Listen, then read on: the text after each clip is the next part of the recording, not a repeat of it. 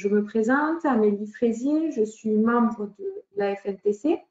Je travaille chez security.com et j'anime entre autres le GT commun que la FNTC et le CR2PA ont ouvert en début d'année. D'accord ? Donc, ce groupe de travail a eu pour objectif de mettre en relation le métier que représente le CR2PA avec notamment les archivistes et les record managers de grandes entreprises françaises et les experts de la FNTC de différents sujets, de différents secteurs, pardon. Et notre objectif était de pouvoir mettre en commun des problématiques, des sujets sur lesquels nous aimerions travailler. Autant la FNTC parce que nous manquions peut-être d'une vision métier, d'une vision cas d'usage de certains sujets, mais également pour le CR2PA qui avait besoin parfois d'une certaine expertise sur certains sujets. Donc, ce groupe de travail a commencé en janvier des discussions autour d'un sujet qui nous a tous passionnés et qui, nous le pensons, vous passionne également vu le nombre que vous êtes à assister aujourd'hui à notre webinaire. C'est le sujet de la signature électronique, mais vu quelque peu par des néophytes, mais aussi vu par le côté métier de l'archiviste, du record manager. D'accord ? Donc, notre objectif aujourd'hui avec ce webinaire, c'est pas de vous faire un exposé, une conférence sur la signature de laquelle vous ressortirez des professionnels de la signature. C'est absolument pas notre objectif. Notre objectif, c'est de vous présenter les deux guides que nous avons sortis. Nous en avons sorti un il y a quelques mois, c'est celui que vous voyez à l'écran à gauche, le premier qui reprenait les bases, définitions et cas d'usage autour de la signature électronique. Et nous sortons aujourd'hui le deuxième volet de cette série qui comportera 3 guides.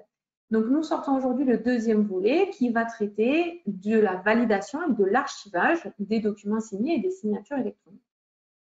Donc, ce que l'on vous propose, c'est un petit peu de vous raconter comment s'est mené ce travail et de vous raconter, sans pour autant aller dans le détail, puisque ces 2 guides, vous pouvez les télécharger et les consulter de manière totalement gratuite, autant sur le site du CR2PA que sur le site de la FNTC. D'accord ? Donc, l'intérêt ici, c'est vraiment de vous raconter quelles ont été nos réflexions, qu'est-ce que nous avons voulu mettre en avant dans ces guides, etc. D'accord ? Donc, je vais laisser le soin à chacun de mes confrères de se présenter et puis nous débuterons. Voilà. Donc, commençons par les femmes, j'ai envie de dire. Donc, Estelle, je t'invite à te présenter.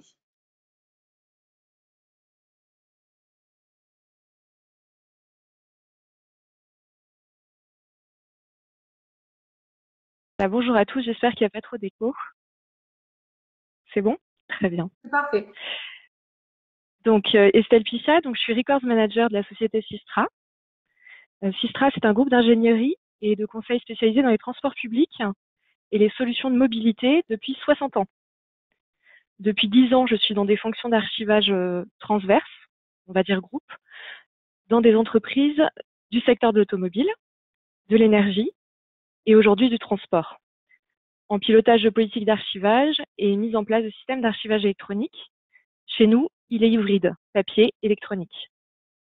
Et concernant mes fonctions donc pour le CR2PA à la FNTC, j'ai rejoint le club de l'archivage managérial depuis 8 ans maintenant, au début comme simple adhérente et depuis 3 ans plus impliquée dans la gestion du club et notamment dans l'organisation d'ateliers tous les 2 mois pour que nos adhérents puissent bénéficier de retours d'expérience, échanger sur les problématiques qu'ils rencontrent et alimenter ainsi le référentiel documentaire du club par nos guides.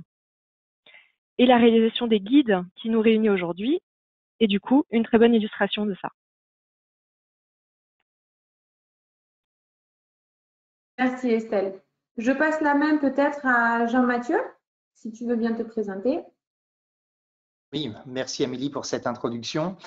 Bonjour à tous, moi je suis vraiment ravi d'être parmi vous pour vous expliquer un petit peu le fruit de ce travail avec mes collègues que je remercie pour ces grands moments d'expertise. Alors moi je suis archiviste de formation depuis une dizaine d'années maintenant. Moi, j'ai eu la chance durant mon parcours de connaître à la fois les mondes publics et privés et également le monde des prestataires. Et je suis depuis 3 ans maintenant le record manager du groupe Orano. Le groupe Orano, anciennement connu sous le nom d'Areva, et donc du coup qui travaille dans le domaine de l'énergie et plus particulièrement du nucléaire. Et depuis 3 ans maintenant, au sein d'Orano, nous sommes lancés dans un grand programme de transformation au pluriel et notamment transformation digitale, avec du coup une logique de dématérialisation de processus. Et moi, j'interviens en tant que garant du cycle de vie de l'information, puisque nous sommes sur des sujets où il y a une préservation long terme qui est nécessaire au niveau de la gestion documentaire. Donc, je travaille sur l'implémentation d'un certain nombre de solutions digitales, de programmes de transformation numérique avec de la numérisation et également l'implémentation d'un système d'archivage électronique.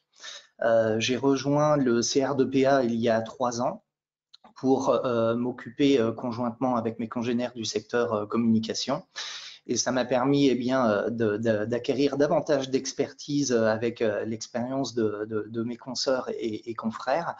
Et lorsqu'il y a eu l'idée, il y a 1 an et demi maintenant, d'un rapprochement avec la FNTC pour travailler davantage et apporter à nos différents interlocuteurs davantage d'expertise, eh bien, j'ai sauté le pas pour pouvoir travailler de manière étroite sur ce sujet de la signature électronique. Et j'espère du coup que le fruit de ce travail qu'on va vous relater en partie aujourd'hui va vous intéresser, vous apporter des éléments. Merci beaucoup.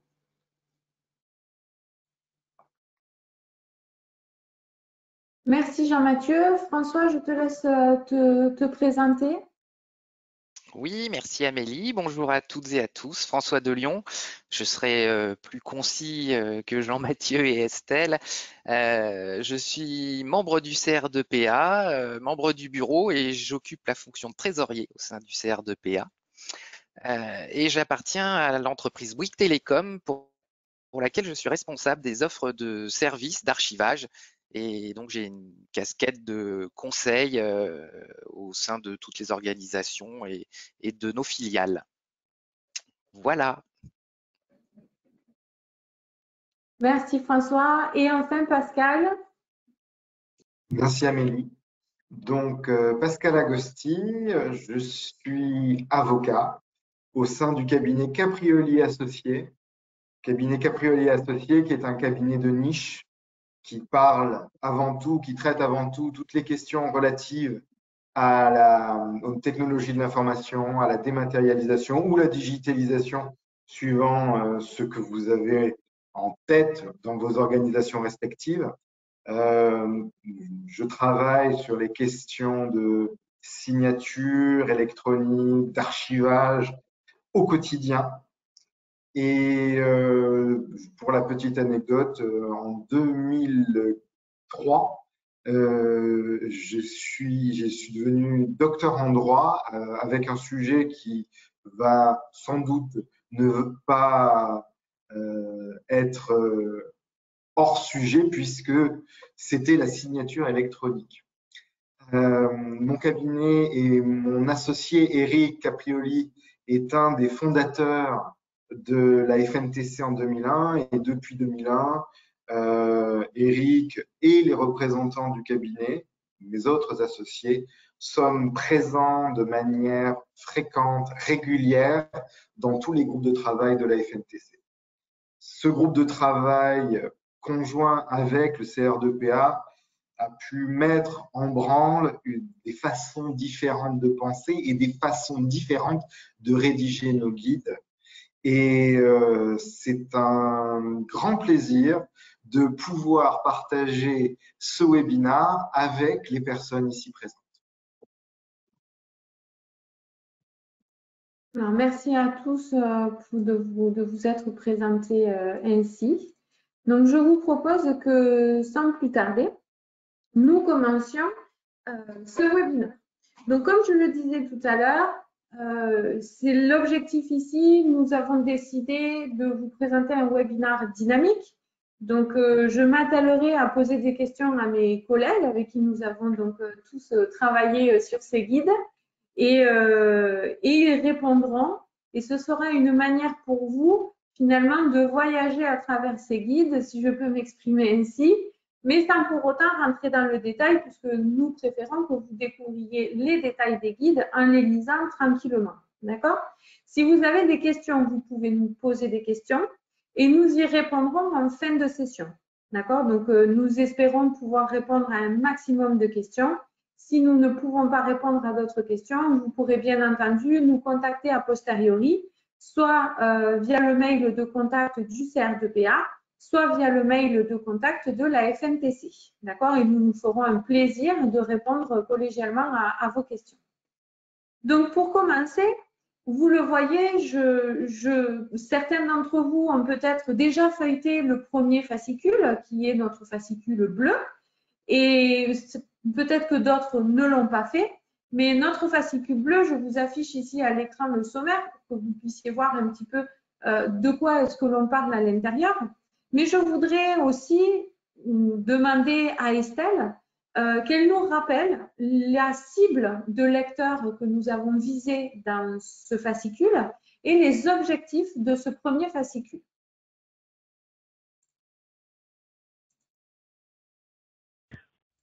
De nouveau le micro. Donc, je disais, Amélie, comme on l'a expliqué tout à l'heure dans nos présentations, je pense que vous avez compris que nos deux fédérations, que ce soit le Club de l'archivage managérial ou la Fédération nationale des terres de confiance du numérique, on a à cœur de rendre intelligibles des concepts que nous, professionnels de l'information, devons gérer au quotidien. Lorsqu'on a souhaité au CR2PA se rapprocher de la FNTC pour un partenariat, très rapidement, le sujet de la signature électronique a été évoqué. Parce qu'il est source de bien des tracas pour nous autres archivistes dans nos organismes, soit nous sommes pressés de questions de la part de nos clients internes, soit au contraire, nous sommes inquiets du déploiement trop rapide de solutions de signature électronique dans nos organismes et du peu d'implication de l'archiviste dans ce déploiement. Du coup, les fascicules qu'on vous présente aujourd'hui n'ont pas vocation à vous rendre expert technique ni juridique de la signature électronique, mais vous apporteront les éléments de langage accessibles pour discuter du déploiement d'une telle solution, que ce soit avec vos clients internes, la DSI, des opérationnels, des juristes, pour ne citer qu'eux, mais aussi avec les prestataires apporteurs de solutions. Et finalement, ça vous permettra de mieux trouver votre place dans ce type de projet.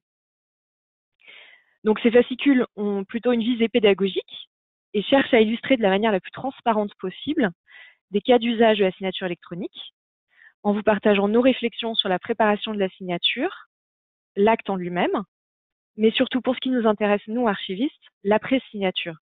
Parce que je signe, mais qu'est-ce qui se passe après?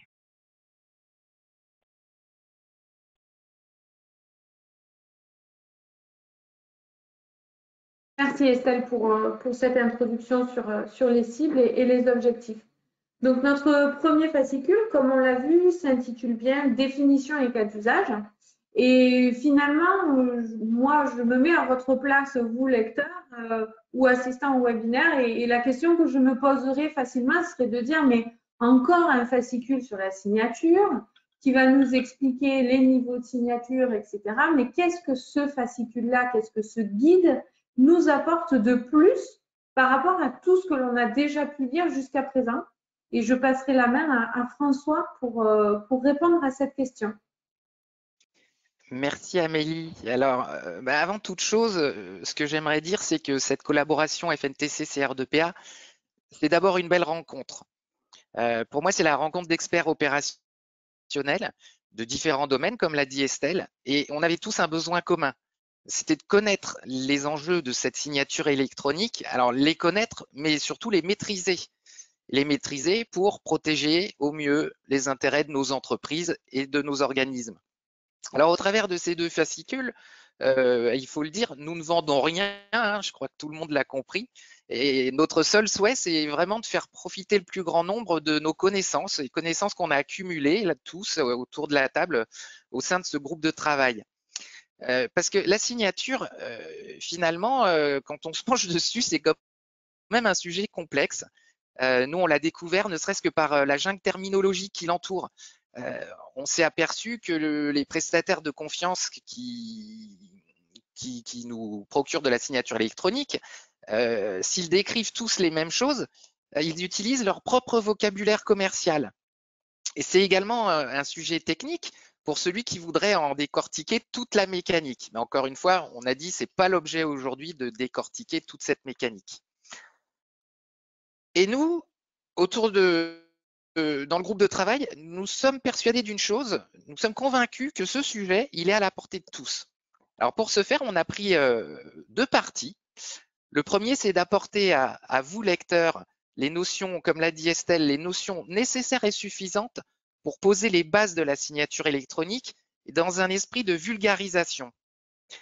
Et le second parti, c'est de caler notre lexique sur celui du cadre réglementaire et législatif pour qu'il n'y ait plus d'ambiguïté et que finalement on arrive à parler de la même chose et à se comprendre avec les mêmes mots. Alors dans ce premier fascicule, nous vous expliquons ce qu'est la signature électronique, son cadre réglementaire et législatif. Et comme l'a dit encore une fois Estelle, nous terminons par des cas d'usage qui viennent illustrer nos propos.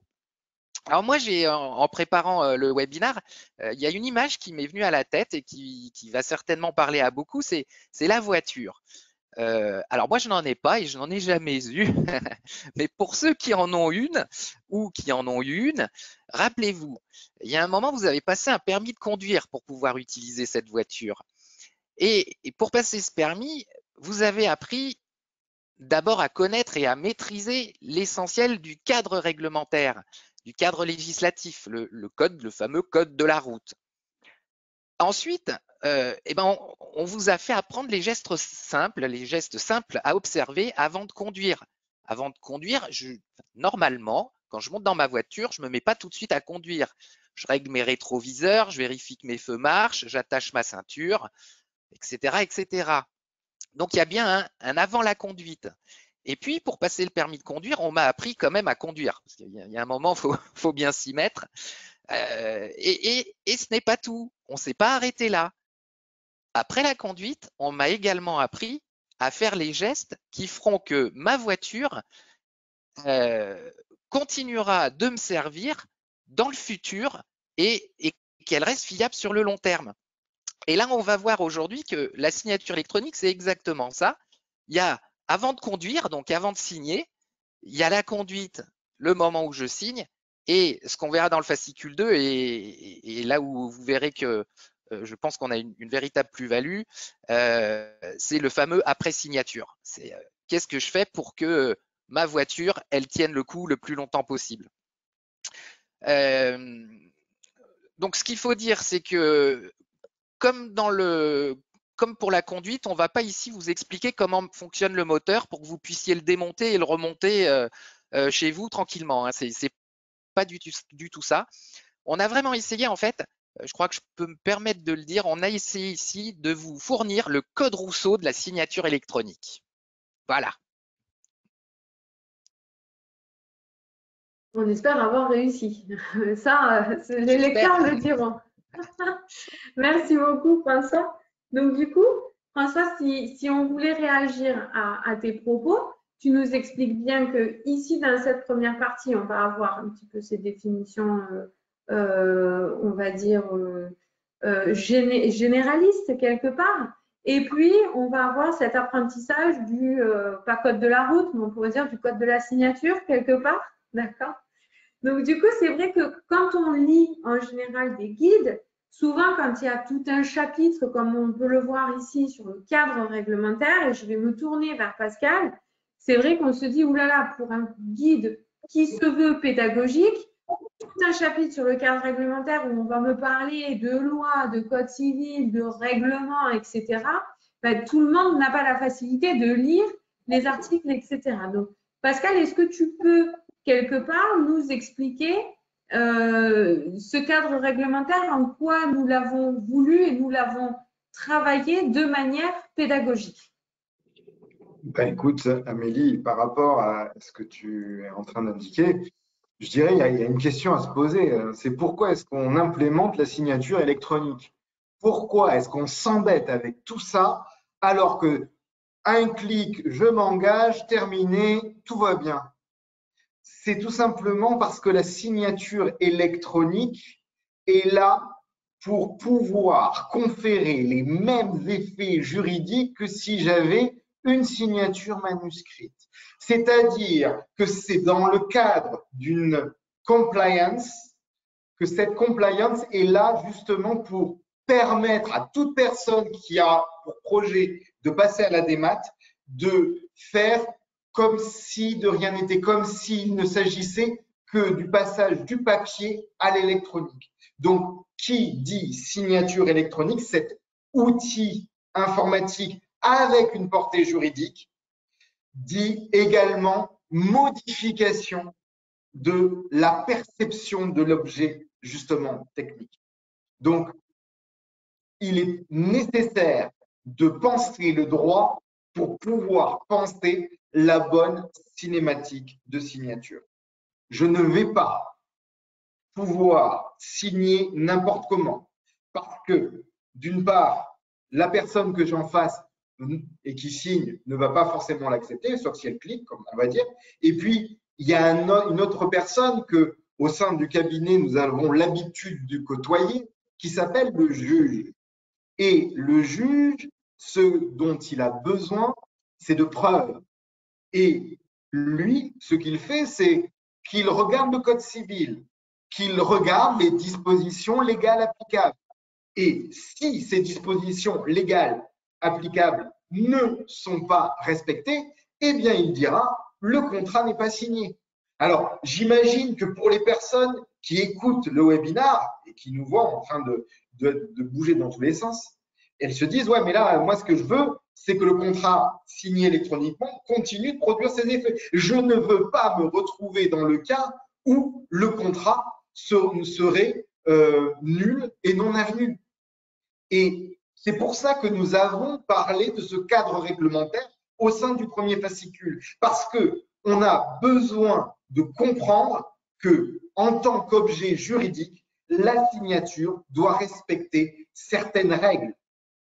Et nous avons fait tout un travail là-dessus, un travail pédagogique. Ce n'est pas quelque chose de super long ce qu'on a écrit sur le cadre réglementaire.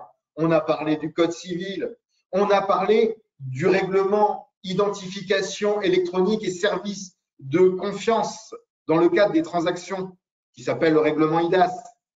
On a parlé de tous ces textes d'implémentation, d'application comme le décret de septembre 2017.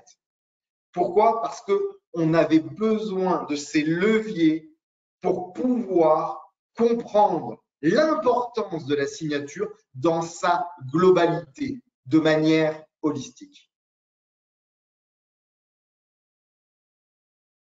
Merci beaucoup Pascal pour ces indications. Et donc, du coup, on voit bien qu'on a vraiment cette partie pédagogique, comme vous l'avez tous expliqué, mais également, comme tu viens de le dire Pascal, et comme l'avait dit Estelle également au début, on a quand même une partie pratique. Parce que comme tu viens de le dire Pascal, c'est pas tout d'expliquer la réglementation, mais il faut aussi savoir l'utiliser, la mettre en pratique. Et ça va être la même chose pour les aspects un petit peu plus, on va dire, généraux de la signature électronique. Donc, c'est aussi un guide qui se veut pratique. Donc, Estelle, est-ce que tu peux nous raconter un petit peu quel va être cet aspect dans ce premier fascicule? Donc, vous l'avez compris, comme l'a expliqué Pascal, on a essayé de faire au plus simple, au plus abordable. On est parti de la réglementation. Et ensuite, on a décortiqué pour chacun des niveaux, celui qui est appelé simple, puis le niveau avancé et enfin le niveau qualifié. Pourquoi les utiliser? Comment? Tout ce qu'il faut savoir sur les différents acteurs de la signature et notamment les autorités de certification, qu'elles soient internes, externes, qualifiées. Et surtout, à qui revient la charge de la preuve en fonction du niveau de signature en cas de litige. Donc, c'est ce que vous voyez dans le schéma derrière. Ensuite, en tant qu'utilisateur des signatures électroniques dans nos organismes, on a listé un certain nombre de cas pour lesquels une signature électronique pouvait ou ne pouvait pas être mise en place, selon les usages et la réglementation en vigueur. Tous ces cas d'usage forment une liste qui n'est clairement pas exhaustive, qu'on soit d'accord là-dessus, et finalement assez dépendante des activités qu'on mène. Elle a néanmoins le mérite d'apporter des informations concrètes à quiconque se poserait la question de quelle signature électronique je dois mettre en place. Mais surtout, elle propose une démarche d'analyse de risque, une sorte de checklist à compléter bien sûr si besoin, pour aborder l'essentiel des problématiques posées par le passage à la signature électronique. Par exemple, quel est mon contexte métier? Quelle réglementation est applicable? Je réfléchis à la volumétrie. Pour quel enjeu financier? Et enfin, quel est l'état de la relation contractuelle?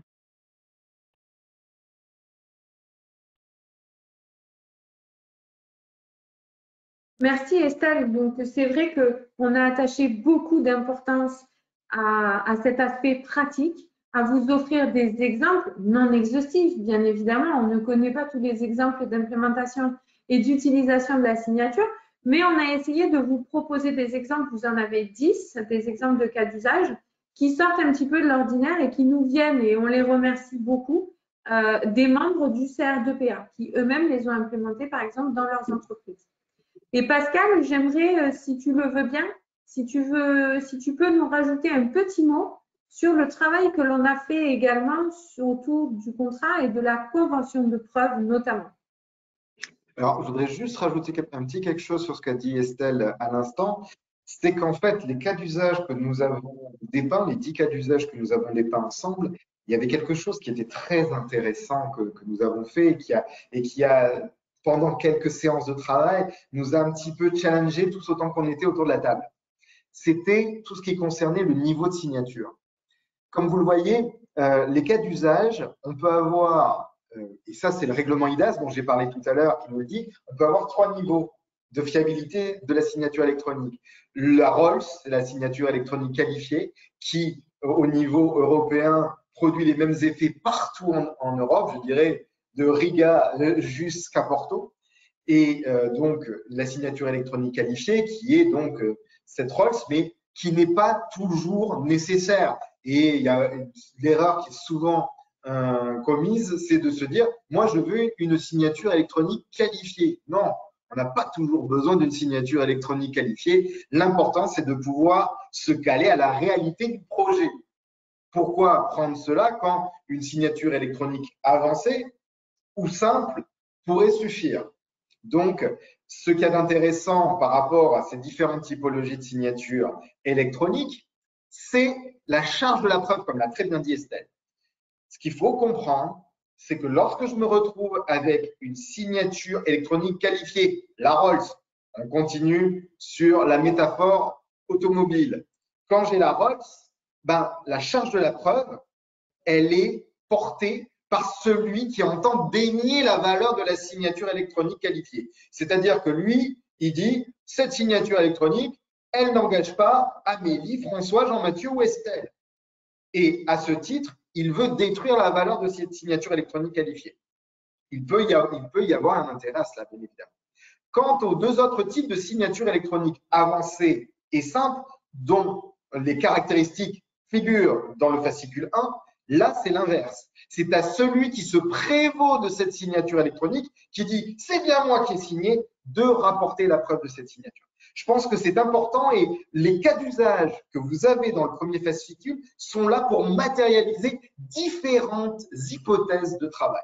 Très intéressant et justement, on s'est retrouvé avec des fois des interrogations et je vais vous dire quelque chose, des incertitudes. Ceci est une traduction, mais ce n'est pas une parole d'évangile. C'est simplement en fonction des éléments de notre connaissance ce que nous pouvons dire. Mais si des éléments complémentaires viennent compléter tel cas d'usage ou tel cas d'usage, peut-être que la signature pourra être perçue de manière différente. Ça, c'était une première chose. Ensuite, ce qu'il faut comprendre, c'est que si on dit cas d'usage, ça veut dire aussi que la signature électronique existe et mon cabinet et les associés qui s'occupent de cela, surtout sur le volet, je dirais, judiciaire, l'ont rencontré dans les prétoires. Qu'est-ce que ça signifie? Ça veut dire que ce n'est pas une vue d'un esprit juridique totalement éthéré. C'est quelque chose qui, depuis 2013, s'est largement retrouvés dans les tribunaux, avec des interrogations et des interrogations de plus en plus fines. Nous avons été obligés de hausser le niveau, puisque les juges qui appréhendent désormais la matière de manière beaucoup plus fluente posent des questions qui sont de plus en plus fines. Et c'est à nous, avocats, de pouvoir répondre avec pédagogie à leur démarche. Alors ça, c'était une première partie de l'interrogation d'Amélie. Elle m'a posé une autre question sur la convention de preuve. La convention de preuve, c'est lorsque l'on se retrouve dans un cadre fermé, c'est-à-dire que je connais le destinataire, je détermine à l'avance avec le destinataire les règles de preuve qui seront applicables entre nous. Le type de signature, le type de certificat, de l'horodatage, les moyens de démontrer l'archivage. C'est cela que permet une convention de preuve. Alors attention, on ne peut pas faire tout et n'importe quoi avec une convention de preuve. Il faut que la convention de preuve, depuis la réforme du Code civil et l'émergence de certains articles du Code civil qui mettent en exergue le risque du déséquilibre significatif, article, attendez, 179 peut-être, mais je peux me tromper. Dès le moment où il y a un déséquilibre significatif, ben justement, on doit pouvoir rédiger une clause qui vaut convention de preuve. Ce n'est pas un contrat, hein, forcément. Ça peut être un document autonome ou faire partie du contrat. Cette clause doit être rédigée de manière équilibrée et surtout répondre aux caractéristiques techniques du procédé de signature électronique que je mets en place. Ça a l'air compliqué, mais ça ne l'est pas du tout. C'est juste appréhender le sujet, ne pas se retrouver à la fin de tout un process en disant qu'est-ce que je vais faire avec ça. C'est juste pouvoir placer en amont la réflexion de la preuve. C'est tout. Et tous les projets qui se font se pensent en amont. Il y en a qui vous parlent de privacy by design en allant du côté du RGPD. Moi, je vous dirais que ce que nous devons faire, c'est de la signature by design. Merci Pascal. Du coup, j'ai une dernière question pour évoquer ce premier guide et je vais la poser directement à Jean-Mathieu. Pour nos interlocuteurs aujourd'hui du webinaire, l'important ici, c'est de comprendre que finalement, le guide va mettre en avant, Jean-Mathieu, des points de vigilance à prendre en compte lorsque l'on veut mettre en place un projet de signature au sein de son organisation. Effectivement, Amélie, c'est vrai que tout à l'heure, Estelle indiquait voilà, que du jour au lendemain, ce type de projet peut tomber par besoin au sein de nos structures. On sort d'une période qui a accéléré certaines logiques de transformation numérique. Et c'est vrai que pour bien comprendre aussi tout l'intérêt de maîtriser le tempo lorsque l'on implémente ce type de solution au sein d'une entreprise, faut se glisser dans les éléments qui ont été donnés à l'instant par Pascal. C'est que l'implémentation de ce type de solution au sein d'une structure doit vraiment en fait se concevoir en mode projet pour vraiment gagner en efficacité derrière et surtout être dans une utilisation qui va protéger l'ensemble des protagonistes. C'est vrai que on a tendance à vouloir aller vite avec ce type de solution et c'est normal, on est dans une dynamique, tout le monde voit immédiatement le côté pratique et efficace et donc la tentation est vraiment présente de faire tout simplement une ouverture de service et bien de laisser faire sa vie à l'outil avec ses collaborateurs. Mais ce qui est important vraiment, c'est de partir en mode projet, c'est-à-dire maîtriser le tempo et vraiment le périmètre en amont avec les quelques cas d'usage et également le panel d'utilisateurs. Et ça permet en fait vraiment de gagner du temps par la suite. Et donc, c'est pour ça que à travers le guide, on voulait également donner un certain nombre de prérequis, un certain nombre d'éléments pratiques avec, entre autres, les cas d'usage, du coup, pour déjà fournir des premiers matériaux, des premiers éléments à nos lecteurs pour qu'ils puissent déjà y voir un petit peu plus clair.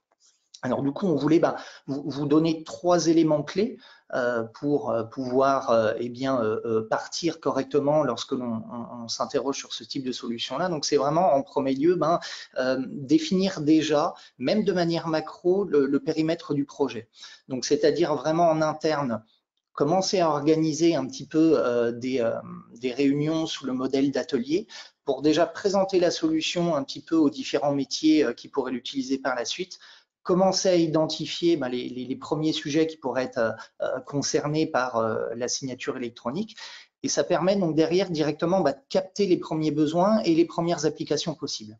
Donc, ça vous permet également, et c'est un volet qui est non négligeable, de commencer à permettre à vos collègues de s'approprier la solution. Parce que en établissant un peu un état des lieux précis du fond documentaire qui serait éligible à la signature, ça va permettre aux gens d'être dans un mode conduite du changement. On sait que souvent, c'est important dans l'implémentation d'applications digitales, ce volet-là, mais du coup, ça permet déjà aux utilisateurs de commencer à se projeter et de commencer à voir les utilisations possibles en exprimant les besoins. Le deuxième volet, et je vais rebondir du coup sur les propos qui ont été tenus par Pascal, c'est derrière d'être sur une phase de vérification et de validation des cas d'usage avec un juriste. Voilà, on l'a vu, la mise en place de ce type de solution-là n'est pas anodine. Vraiment, ça nécessite une étude qui approfondit vraiment pour fixer les cas d'usage et vraiment maîtriser les risques résiduels potentiels. Il y a certains documents qui vont être spécifiques en raison des métiers et des enjeux financiers et du coup, il va falloir apprécier le risque et l'usage avec l'aide d'un expert juridique spécialisé qui va du coup déterminer le bon niveau de signature, placer le bon curseur en fonction de l'usage. Et c'est ce qu'on a essayé de fixer à travers nos propositions, à travers le guide, à la fois sur nos explications sur le type de signature et les cas d'usage qu'on vous propose derrière. Alors, souvent, déjà de manière générale, et je ne dis ça pas seulement parce que je suis hébergé au sein d'une direction juridique, les expertises juridiques vraiment sont présentes partout, à tous les niveaux d'accord au sein d'une entreprise. Et on est dans une période d'adaptation de nouveaux outils. Et donc, c'est vrai que le fait qu'une population juridique puisse vous accompagner pour border ces questions-là, vraiment, c'est important. Ça peut être clé déjà pour la réussite et l'appropriation de ce type de projet-là.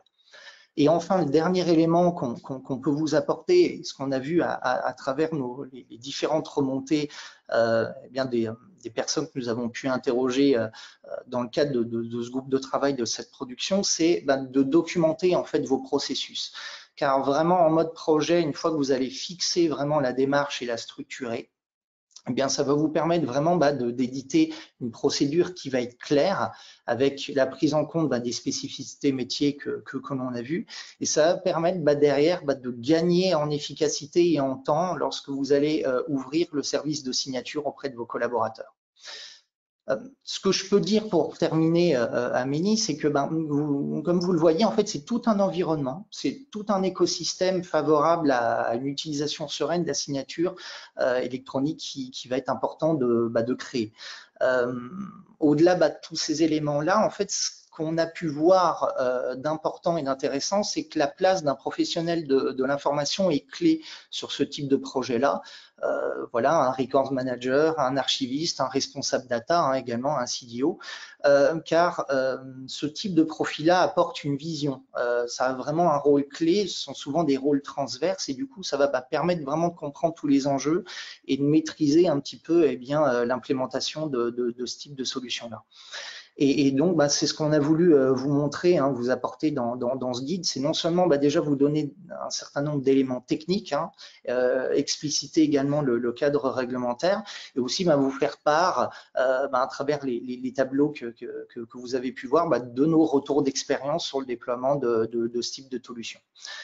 L'un des aspects très intéressants également qu'on a pu constater, c'est ce type de projet-là, c'est la possibilité aussi de mettre en place un vrai dialogue, à la fois avec ses interlocuteurs internes, mais également avec ses partenaires extérieurs pour faire évoluer des processus, pour dématérialiser des processus, et ça permet vraiment de travailler sur des pratiques communes pour aller dans une signature électronique pleinement acceptée et validée des deux côtés. Pascal l'a indiqué, ça peut prendre par exemple effectivement la forme d'une convention qui du coup va nécessiter un travail entre différents partenaires en vue d'automatiser les processus derrière. Donc voilà, en résumé, ce qu'on peut dire, c'est quelque part pas de précipitation. Vous avez pris une solution de signature électronique, pensez juste à ces quelques petits éléments en amont qui vont vous permettre vraiment de gagner du temps par la suite et d'automatiser des utilisations, que ce soit avec vos collaborateurs ou avec des partenaires, une fois que la solution de signature électronique est ouverte. Merci beaucoup Jean-Mathieu pour cette conclusion sur le premier fascicule. On comprend donc bien avec ce que tu viens de nous expliquer sur l'aspect très transversal finalement des acteurs au sein d'une organisation qui vont prendre part à la mise en place des projets de signature électronique, que l'on va effectivement avoir des acteurs qui vont peut-être plus travailler sur l'avant-signature, des acteurs qui vont travailler sur le moment de la signature et des acteurs qui vont intervenir pour aussi nous donner une vision de ce qui va se passer à l'après-signature. Et c'est justement ce point de vue-là que nous avons travaillé dans le deuxième fascicule. Donc, le deuxième fascicule, c'est celui qui est disponible depuis hier sur nos deux sites. Donc, sur le site de la FNPC ou du CR2PA, vous le voyez à l'écran, et sur lequel on a voulu traiter de la validation et de l'archivage, toujours en respectant nos objectifs, de se dire on est vraiment ici pour donner un aspect pratique et pour finalement mettre en avant les questions que autant les acteurs, c'est-à-dire on va dire experts de la FNTC, mais aussi que les membres du CR2PA en tant que métier, se posent lorsqu'ils ont des projets ou lorsqu'ils vont mettre en place un projet, etc. Donc ici, on est rentré, on va dire, dans le vif du sujet pour ce qui nous intéressait. Le premier fascicule visait vraiment à reprendre des bases, à ce que tout le monde ait la même base et que l'on se comprenne tous, comme l'avait dit François, dans le même vocabulaire, parce que souvent, quelqu'un va parler de signature, là où quelqu'un d'autre va parler de cachet, et il fallait remettre un petit peu les bases sur qu'est-ce qu'une signature, qu'est-ce qu'un cachet, ce genre de petites choses. Donc, remettre les bases, que tout le monde parle bien avec le même vocabulaire, que tout le monde ait la même compréhension finalement de ce socle minimal à avoir. Et à partir de là, on est rentré dans le vif du sujet qui nous intéressait, qui était vraiment plus situé sur l'après-signature. Donc ici, j'aimerais faire une question à François. Comme tout à l'heure, finalement, François, l'après-signature, qu'est-ce que c'est? Qu'est-ce que c'était pour nous et comment est-ce qu'on a voulu l'aborder? Oui, effectivement, bon, on l'a compris, on le dit depuis le début, l'histoire de la voiture, il y a un après-signature. Et cette après-signature, on ne l'a pas inventé. Je vais aller sur les plates-bandes de Pascal. Pascal, tu m'excuses par avance.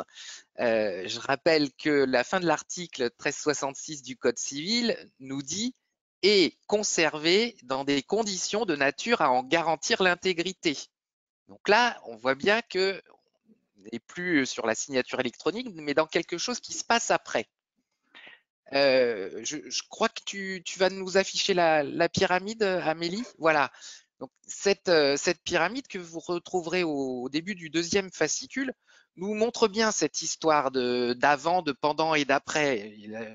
Là, vous revoyez ma voiture de tout à l'heure. Il y a avant de conduire, il y a le moment de la conduite et il y a le après, j'ai fini de conduire, qu'est-ce que je dois faire? Donc, le premier fascicule, on l'a compris, nous donne les clés de l'avant et du pendant. Et dans ce deuxième fascicule, notre objectif, c'est de nous permettre d'appréhender cette après-signature. Cette après-signature, ça se décompose en 3 temps forts. On va voir, il y a la validation, le recueil des éléments de preuve et l'archivage de ces éléments, du document signé et de ses signatures. Ici encore, je tiens à signaler que notre ambition, elle se veut juste d'être suffisamment pédagogue pour que tout à chacun puisse comprendre simplement et s'approprier les enjeux de la signature électronique. Ok, François. Et du coup, si je reprends un petit peu la même question que je t'ai posée pour le premier fascicule, c'est qu'encore une fois, on pourrait se poser la question, on pourrait se dire encore un fascicule sur la validation. On pourrait peut-être le dire plus sur la validation que sur l'archivage parce que il n'y a pas encore beaucoup de guides et de livrables sur l'archivage des signatures, mais sur la validation, il y en a quand même. Donc, qu'est-ce que nous apporte ce guide en termes de validation que l'on ne savait pas jusqu'à présent? Alors, il y en a quand même, mais finalement, on s'aperçoit qu'il n'y en a pas tant que ça. On a beaucoup de choses qui nous parlent de la signature, mais pas beaucoup qui nous parlent de ce qui se passe après. Et pour rien cacher aux personnes qui nous écoutent aujourd'hui, je pense que c'est la partie qui nous a vraiment donné le plus de mal au sein du groupe de travail. Autant nous avions tous les idées claires en ce qui concerne la signature, les différents niveaux qualifiés, avancés, simples, etc. Et autant nous avions les idées claires également sur l'archivage, puisque côté CR2PA, c'est notre métier, donc c'était plutôt clair. Autant quand on a commencé à parler de la validation, on a vite touché du doigt que ce concept, il coulait pas de source et pas du tout. Et on a vite même constaté que elle était très mal connue et voire pas du tout connue autour de la table. On a même été vers des confusions. On s'est aperçu qu'on parlait tous du mot de validation, mais que certains en fait parlaient de l'enrôlement. Et là, on revient dans l'avant-signature. C'est l'enrôlement, le moment où on va vérifier l'identité des futurs signataires pour leur remettre leur certificat. Donc, on a eu vraiment un gros travail dès le départ pour se dire bon, de quoi on parle là en parlant de validation. Et c'est d'autant plus important que la validation, vous le découvrirez dans ce fascicule, pardon, c'est vraiment une étape importante du processus et qui est à ne pas négliger. Alors, elle est purement technique.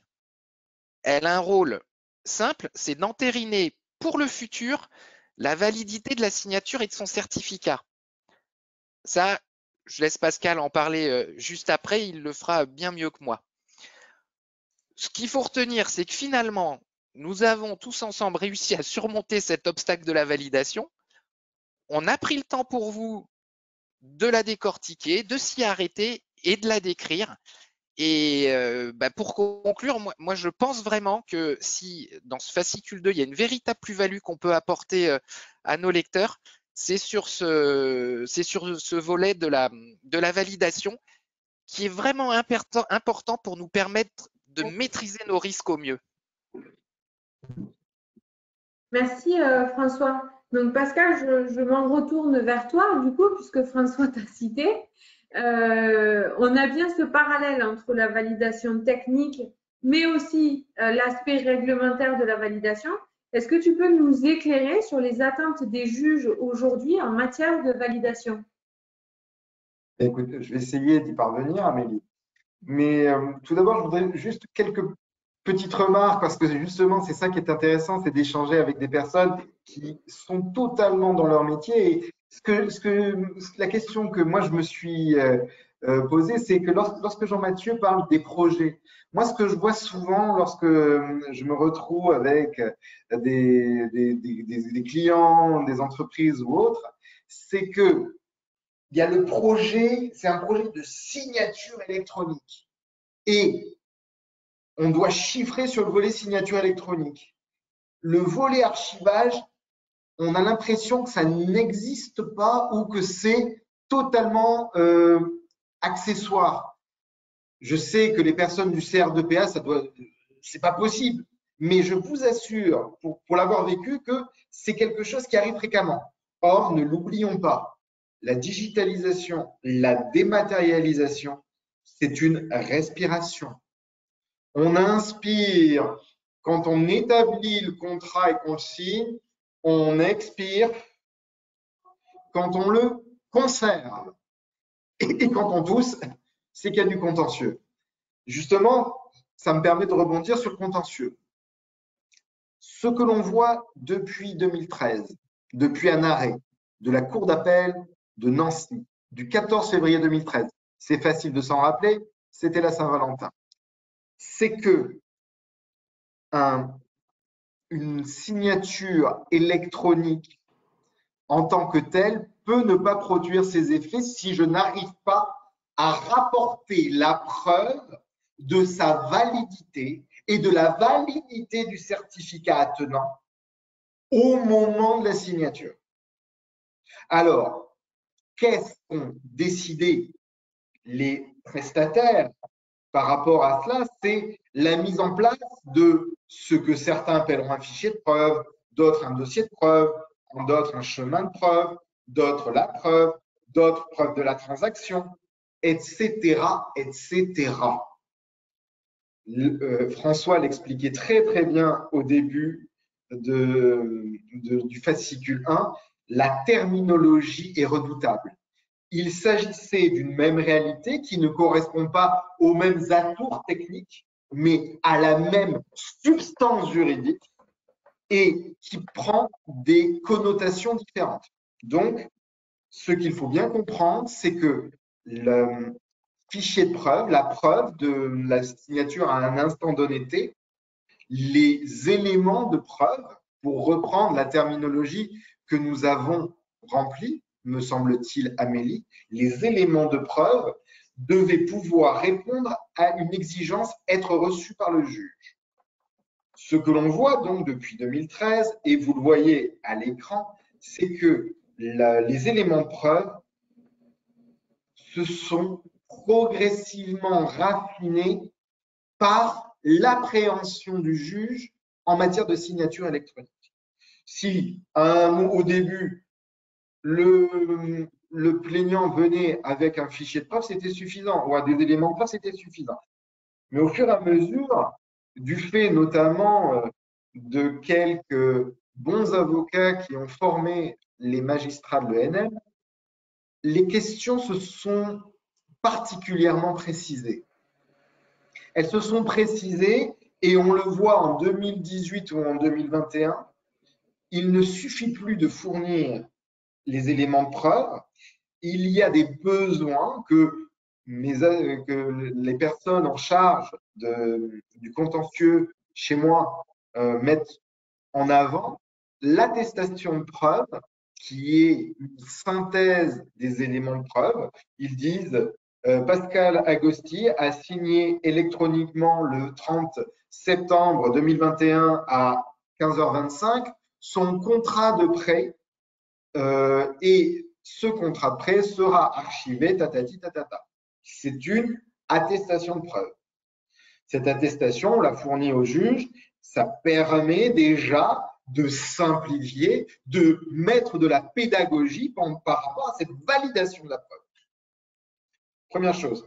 Après, il y a quelque chose que les juges aiment beaucoup et ça les rassure, c'est les attestations de fiabilité des prestataires. Ça veut dire, là on ne parle plus d'attestation de preuve, on parle du fait que le prestataire a décidé de faire valider la qualité, la fiabilité de ses pratiques par une instance gouvernementale, ici l'ANSSI, l'Agence nationale de la sécurité des systèmes d'information.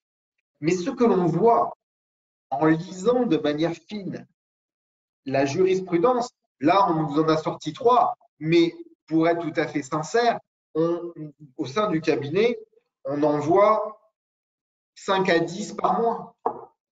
La signature électronique, elle est partout. Vous en allez en voir beaucoup dans le cadre du domaine bancaire, mais elle se retrouve dans les baux d'habitation, elle se retrouve par rapport à des pouvoirs, délégations, etc. Et c'est quelque chose qui se diffuse, mais à une vitesse incroyable, vitesse d'autant plus accrue en rapport avec la pandémie de Covid.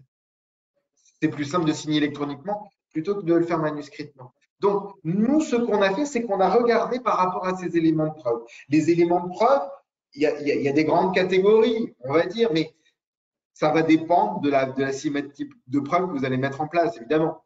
Vous allez avoir tout ce qui va nous permettre d'identifier le signataire, tout ce qui va nous permettre d'identifier l'objet signé, l'intégrité dont parle François, et où il m'a fauché une partie de la phrase de l'article 1366 du Code civil, l'intégrité. Et également tout ce qui va nous permettre de manifester un consentement. Est-ce que je vais mettre un code, vous savez, les one-time passwords, dont la valeur dans d'autres domaines, dans le domaine du paiement, est désormais plus que relative. Est-ce que je vais me retrouver avec d'autres manifestations, par exemple une signature gris-gris? Que sais-je encore? Et tous ces éléments vont se retrouver comme éléments de preuve. Donc, ce qu'il faut bien comprendre, c'est lorsqu'on se retrouve avec un prestataire, on doit pouvoir disposer de la documentation qui explique comment je gère ma preuve dans le temps.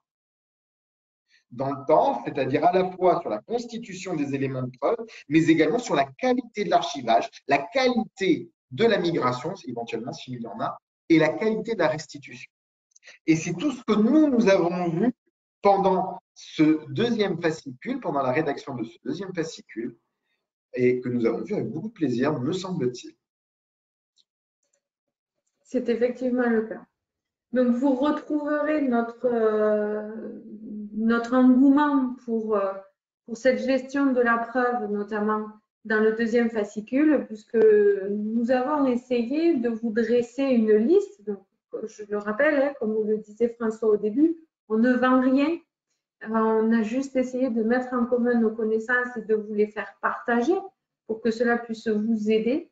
Donc ici, vous trouverez à l'intérieur de ce guide une liste des constituants de la preuve qui est basée sur la jurisprudence dont a parlé Pascal. Donc basée sur ce qui pourrait être demandé par un juge aujourd'hui au vu de l'évolution de ce cadre de la jurisprudence. Et vous avez également, vous les avez toujours, on a vraiment essayé de vous donner des images pédagogiques, encore une fois, sur la gestion de la preuve et donc un petit peu son cheminement. Et on remerciera ici François de Lyon, qui est donc l'artiste de tous ces petits schémas que vous allez retrouver dans nos fascicules. Alors effectivement, maintenant que nous avons parlé de cette validation, on a effectivement passé le cap ensuite, tout naturellement, de passer de l'archivage. Alors, il est vrai, comme l'a dit François, qu'on s'est posé un petit peu moins de questions au sujet de l'archivage. Mais tout de même, c'était très intéressant d'avoir la vision des membres du CR2PA dont l'archivage est le métier et de voir quelle était pour eux l'importance de l'archivage du document signé. Et c'est la réponse à cette question que nous avons voulu faire passer dans ce guide. Donc, je vais laisser Estelle commenter un petit peu cette vision métier de l'archivage du document signé. Oui, Amélie, tout à l'heure, Pascal a parlé du privacy by design qui est utilisé notamment dans le RGPD. Moi, j'ai tendance à dire à mes clients internes, attention, records by design aussi, puisque l'archivage doit vraiment faire partie de la réflexion du projet. On l'a dit tout à l'heure avec Jean-Mathieu et Pascal l'a rappelé aussi. Il faut absolument penser à l'archivage. Il ne suffit pas de signer le document pour que ce soit valable devant le juge. Il faut aussi qu'on conserve un certain nombre de choses dans la durée. La possibilité d'identifier le ou les signataires, l'intégrité du document et les preuves de signature et rendre tout ça disponible aussi longtemps qu'il sera nécessaire. Alors, nous, en tant qu'archivistes, la question qu'on nous pose tout le temps, c'est « mais combien de temps il faut archiver ?» Comme si on avait une baguette magique. Alors, en fait, les archivistes sont plutôt pragmatiques. On sait qu'il y a des domaines dans lesquels les durées de conservation sont inscrites dans la loi, mais il y a surtout des durées de conservation qui sont à déterminer par rapport au risque que l'information ne soit plus disponible. Qu'est-ce qu'on risque à ne pas archiver telle ou telle information? Ça permet de définir combien de temps archiver. Et dans le cadre de la signature électronique, on ne va pas parler que du document signé, mais surtout de sa signature, c'est-à-dire si elle n'est pas incluse dans le document, et des preuves, les éléments de preuve dont a parlé Pascal. Et ces preuves, donc on a pris le temps de l'indiquer dans le fascicule, on a pris le temps de donner quelques exemples. Elles sont de différentes formes. Ensuite, en ce qui concerne les informations qu'on a voulu transmettre sur l'archivage, elles sont assez classiques pour un archiviste, mais on sait aussi que ces fascicules ne seront pas lus que par des archivistes. Donc, on s'est permis d'indiquer un certain nombre de rappels, de recommandations, que nous, au Club de l'archivage managérial, on essaie de transmettre à nos adhérents. Comme par exemple, c'est pas uniquement faire confiance qu'au choix de l'outil de signature ou au format d'archivage qui est préconisé, mais aussi et surtout qui va archiver, comment et surtout à quel moment. Surtout si plusieurs parties sont concernées, le ou les signataires, le prestataire de signature et du coup aussi le prestataire d'archivage. Merci Estelle, c'est très intéressant. Donc effectivement, c'était un grand objectif pour nous, puisque c'est vrai que l'archivage, autant du côté du CRDPA que du côté de la FNTC, est un sujet qui est largement travaillé. L'intérêt ici, c'était vraiment de démontrer et de vous donner des clés, des questions que vous voyez à l'écran, qui vont vous permettre de vous assurer que les documents signés et ou les signatures sont bien archivés en bonne et due forme, ou, comme on aime le dire, dans l'état de l'art. D'accord? Donc ça, on pourra en reparler après. Du coup, je voudrais, pour terminer sur ce fascicule 2, avant que l'on puisse passer à vos questions, puisque nous en avons déjà, je voudrais, Jean-Mathieu, me retourner vers toi encore une fois. Et Estelle vient de nous évoquer le fait d'avoir confiance dans les différents prestataires que l'on peut retrouver lorsque l'on met en place un projet de signature. Par exemple, le prestataire de signature, mais aussi, eh bien, pourquoi pas le record manager qui gère un système d'archivage électronique en interne, ou alors le tiers archiveur. Donc, on peut se voir dans une situation où plusieurs prestataires se côtoient. Quels sont les points de vigilance ici à respecter et tout du moins à entrevoir? Effectivement, hein, c'est vrai que Pascal l'a dit tout à l'heure, il y a une maturité du juge qui est de plus en plus prégnante avec un certain nombre d'exigences. Et du coup, forcément, on commence à comprendre qu'on doit apporter une réponse à deux besoins. Donc, le premier besoin qu'on a vu, qui est l'objet de notre allocution d'aujourd'hui, donc signer électroniquement des documents qui vont respecter des prérequis, des standards techniques et réglementaires, mais derrière, il faut qu'on soit en capacité de conserver les documents durant une durée qui peut être assez longue et même après l'exécution d'un contrat par exemple, et il faut être en capacité vraiment de garantir des conditions de sécurité technique sur l'origine et l'intégrité du document pour préserver sa valeur probatoire.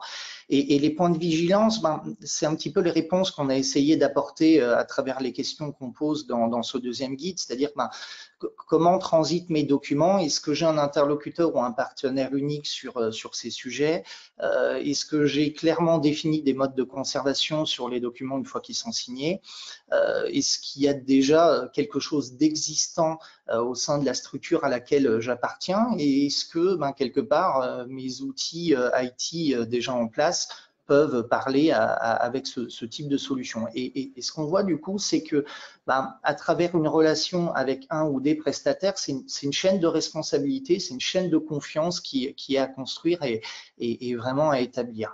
Et on en revient du coup au point qu'on a déjà abordé tout à l'heure, c'est la place en fait vraiment d'un archiviste, d'un record manager, d'un professionnel de l'information sur l'implémentation de ce type de sujet-là qui va être clé parce que il va mettre en place de concert les processus nécessaires sur les différents périmètres et lui va faire le lien avec les outils qui sont déjà existants au sein de la structure ou alors ce qu'il faut mettre en place. On en revient encore une fois sur les fondamentaux. Il y a un usage qui est encadré à la fois pour la signature et donc on le voit avec les propos d'Estelle sur l'archivage des documents et donc avec cette logique d'intégrité.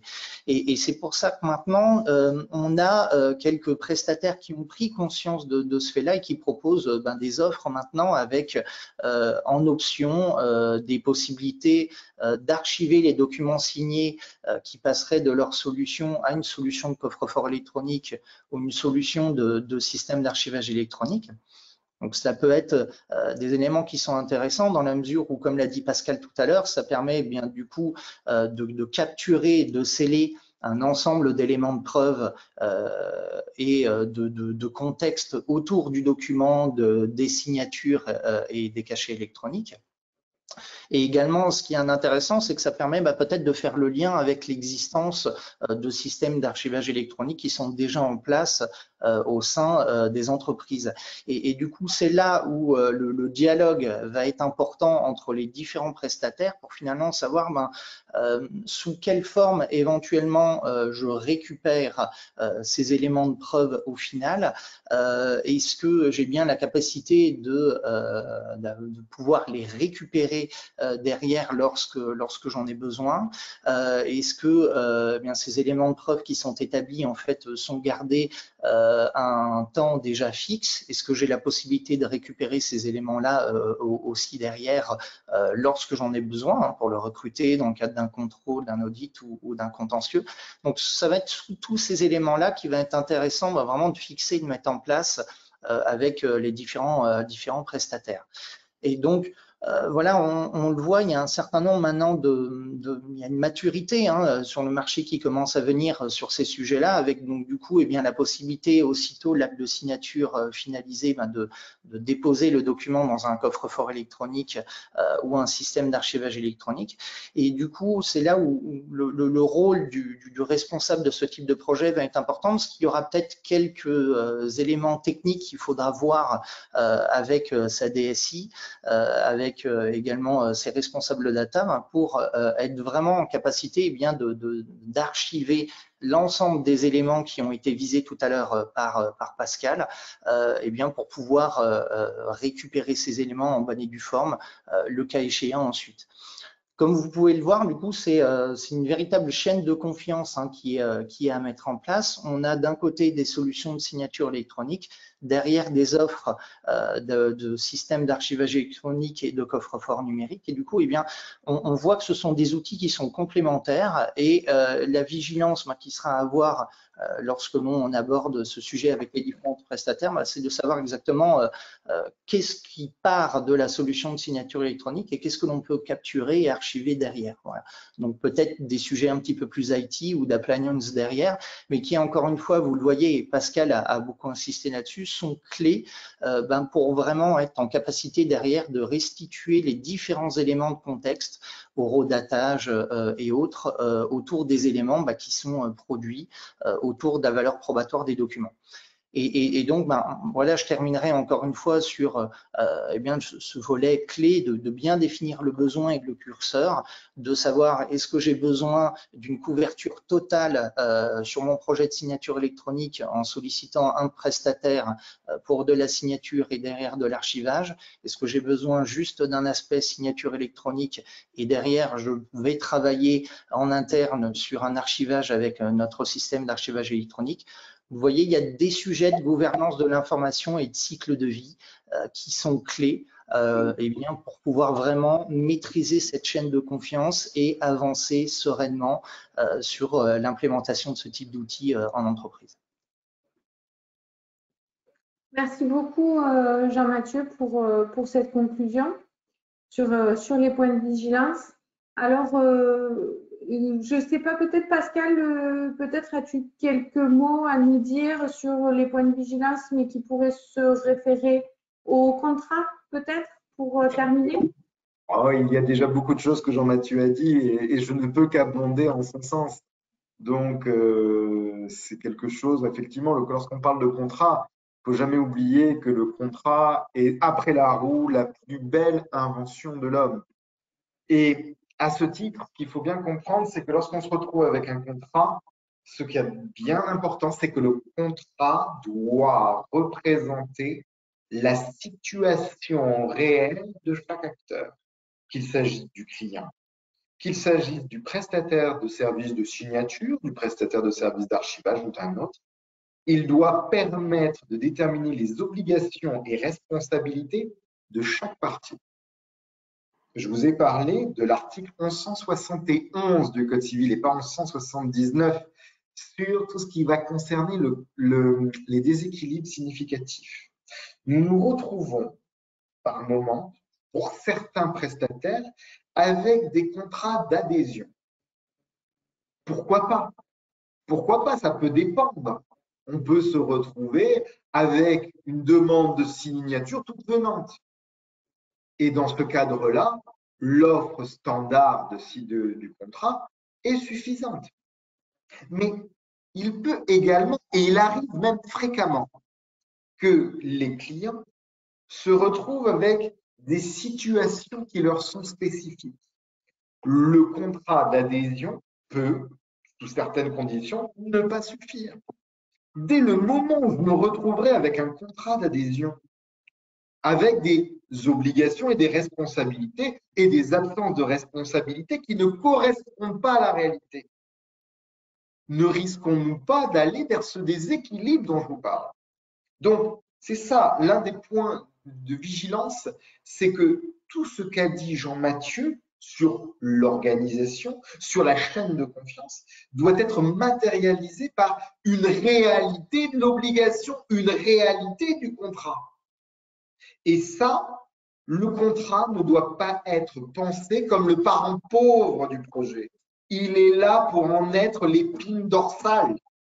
Il est là pour manifester l'état de la négociation, pour éviter au maximum les risques de contentieux. Parce que si je négocie mal au début et que je négocie pas, on se met d'accord sur un prix et puis je signe ton contrat, mais au bout du compte, on se rend compte que ça ne correspond pas à mon besoin. Eh bien, cette mauvaise négociation de départ, cette absence de négociation de départ, va peut-être se matérialiser, se manifester en un contentieux et qui me reviendra plus cher que si j'avais bien négocié en amont. Donc, l'idée, elle est là. L'idée, c'est que chacun sache ce qu'il fait et que chaque acteur puisse parler avec ceux avec qui il est. Il faut, par exemple, lorsqu'on se retrouve avec une pluralité de prestats, pouvoir dire la signature électronique et le contrat signé électroniquement doit être conservé de manière fiable, intègre, pour reprendre le terme de François, dans le cadre de l'offre de terrain archivage. Et donc, le contrat, et vous sentez à quel point j'aime le contrat, est une pierre de Rosette. C'est-à-dire un élément qui permet à chaque partie de se comprendre. Donc, moi, je terminerai là-dessus parce que le contrat informatique, c'est quelque chose que j'aime beaucoup. J'ai même sévi dans le premier code du numérique sur cette partie sur le contrat informatique, mais c'est quelque chose qui est là et qui est la plus belle représentation d'une véritable collaboration quand il est bien fait.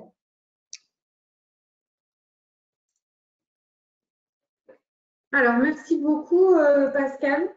Alors, pour conclure, je vais faire ça assez vite parce qu'il nous reste 15 minutes et nous avons quand même pas mal de questions, très intéressantes d'ailleurs. Donc, je vais me permettre juste de vous teaser que, comme je vous l'ai dit au début, il y aura 3 volets sur cette série autour de la signature.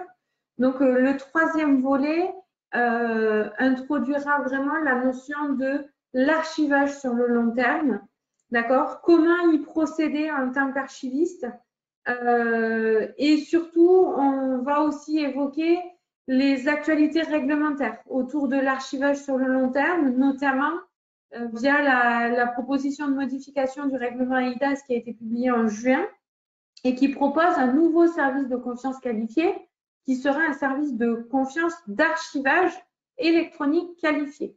D'accord? Donc, ça va amener du débat aussi, parce qu'on a déjà un service de confiance qui existe. On a une question là-dessus, on va y revenir après. Mais vraiment, on aura ce 3e fascicule qui va vraiment traiter de ce sujet de l'archivage au long terme et qui sortira donc en courant 2022, le temps que nous puissions travailler dessus. D'ailleurs, on en profite tant qu'à faire parce qu'on ne vend rien, mais on est quand même acteur d'une association et d'un club. Donc, si vous êtes intéressé par ces travaux et pourquoi pas y participer, sachez que vous pouvez adhérer aussi bien au CR2PA qu'à la FNTC et venir travailler avec nous dans notre groupe de travail commun autour de ces sujets. On sera ravis de remplir et de fournir un petit peu plus nos rangs.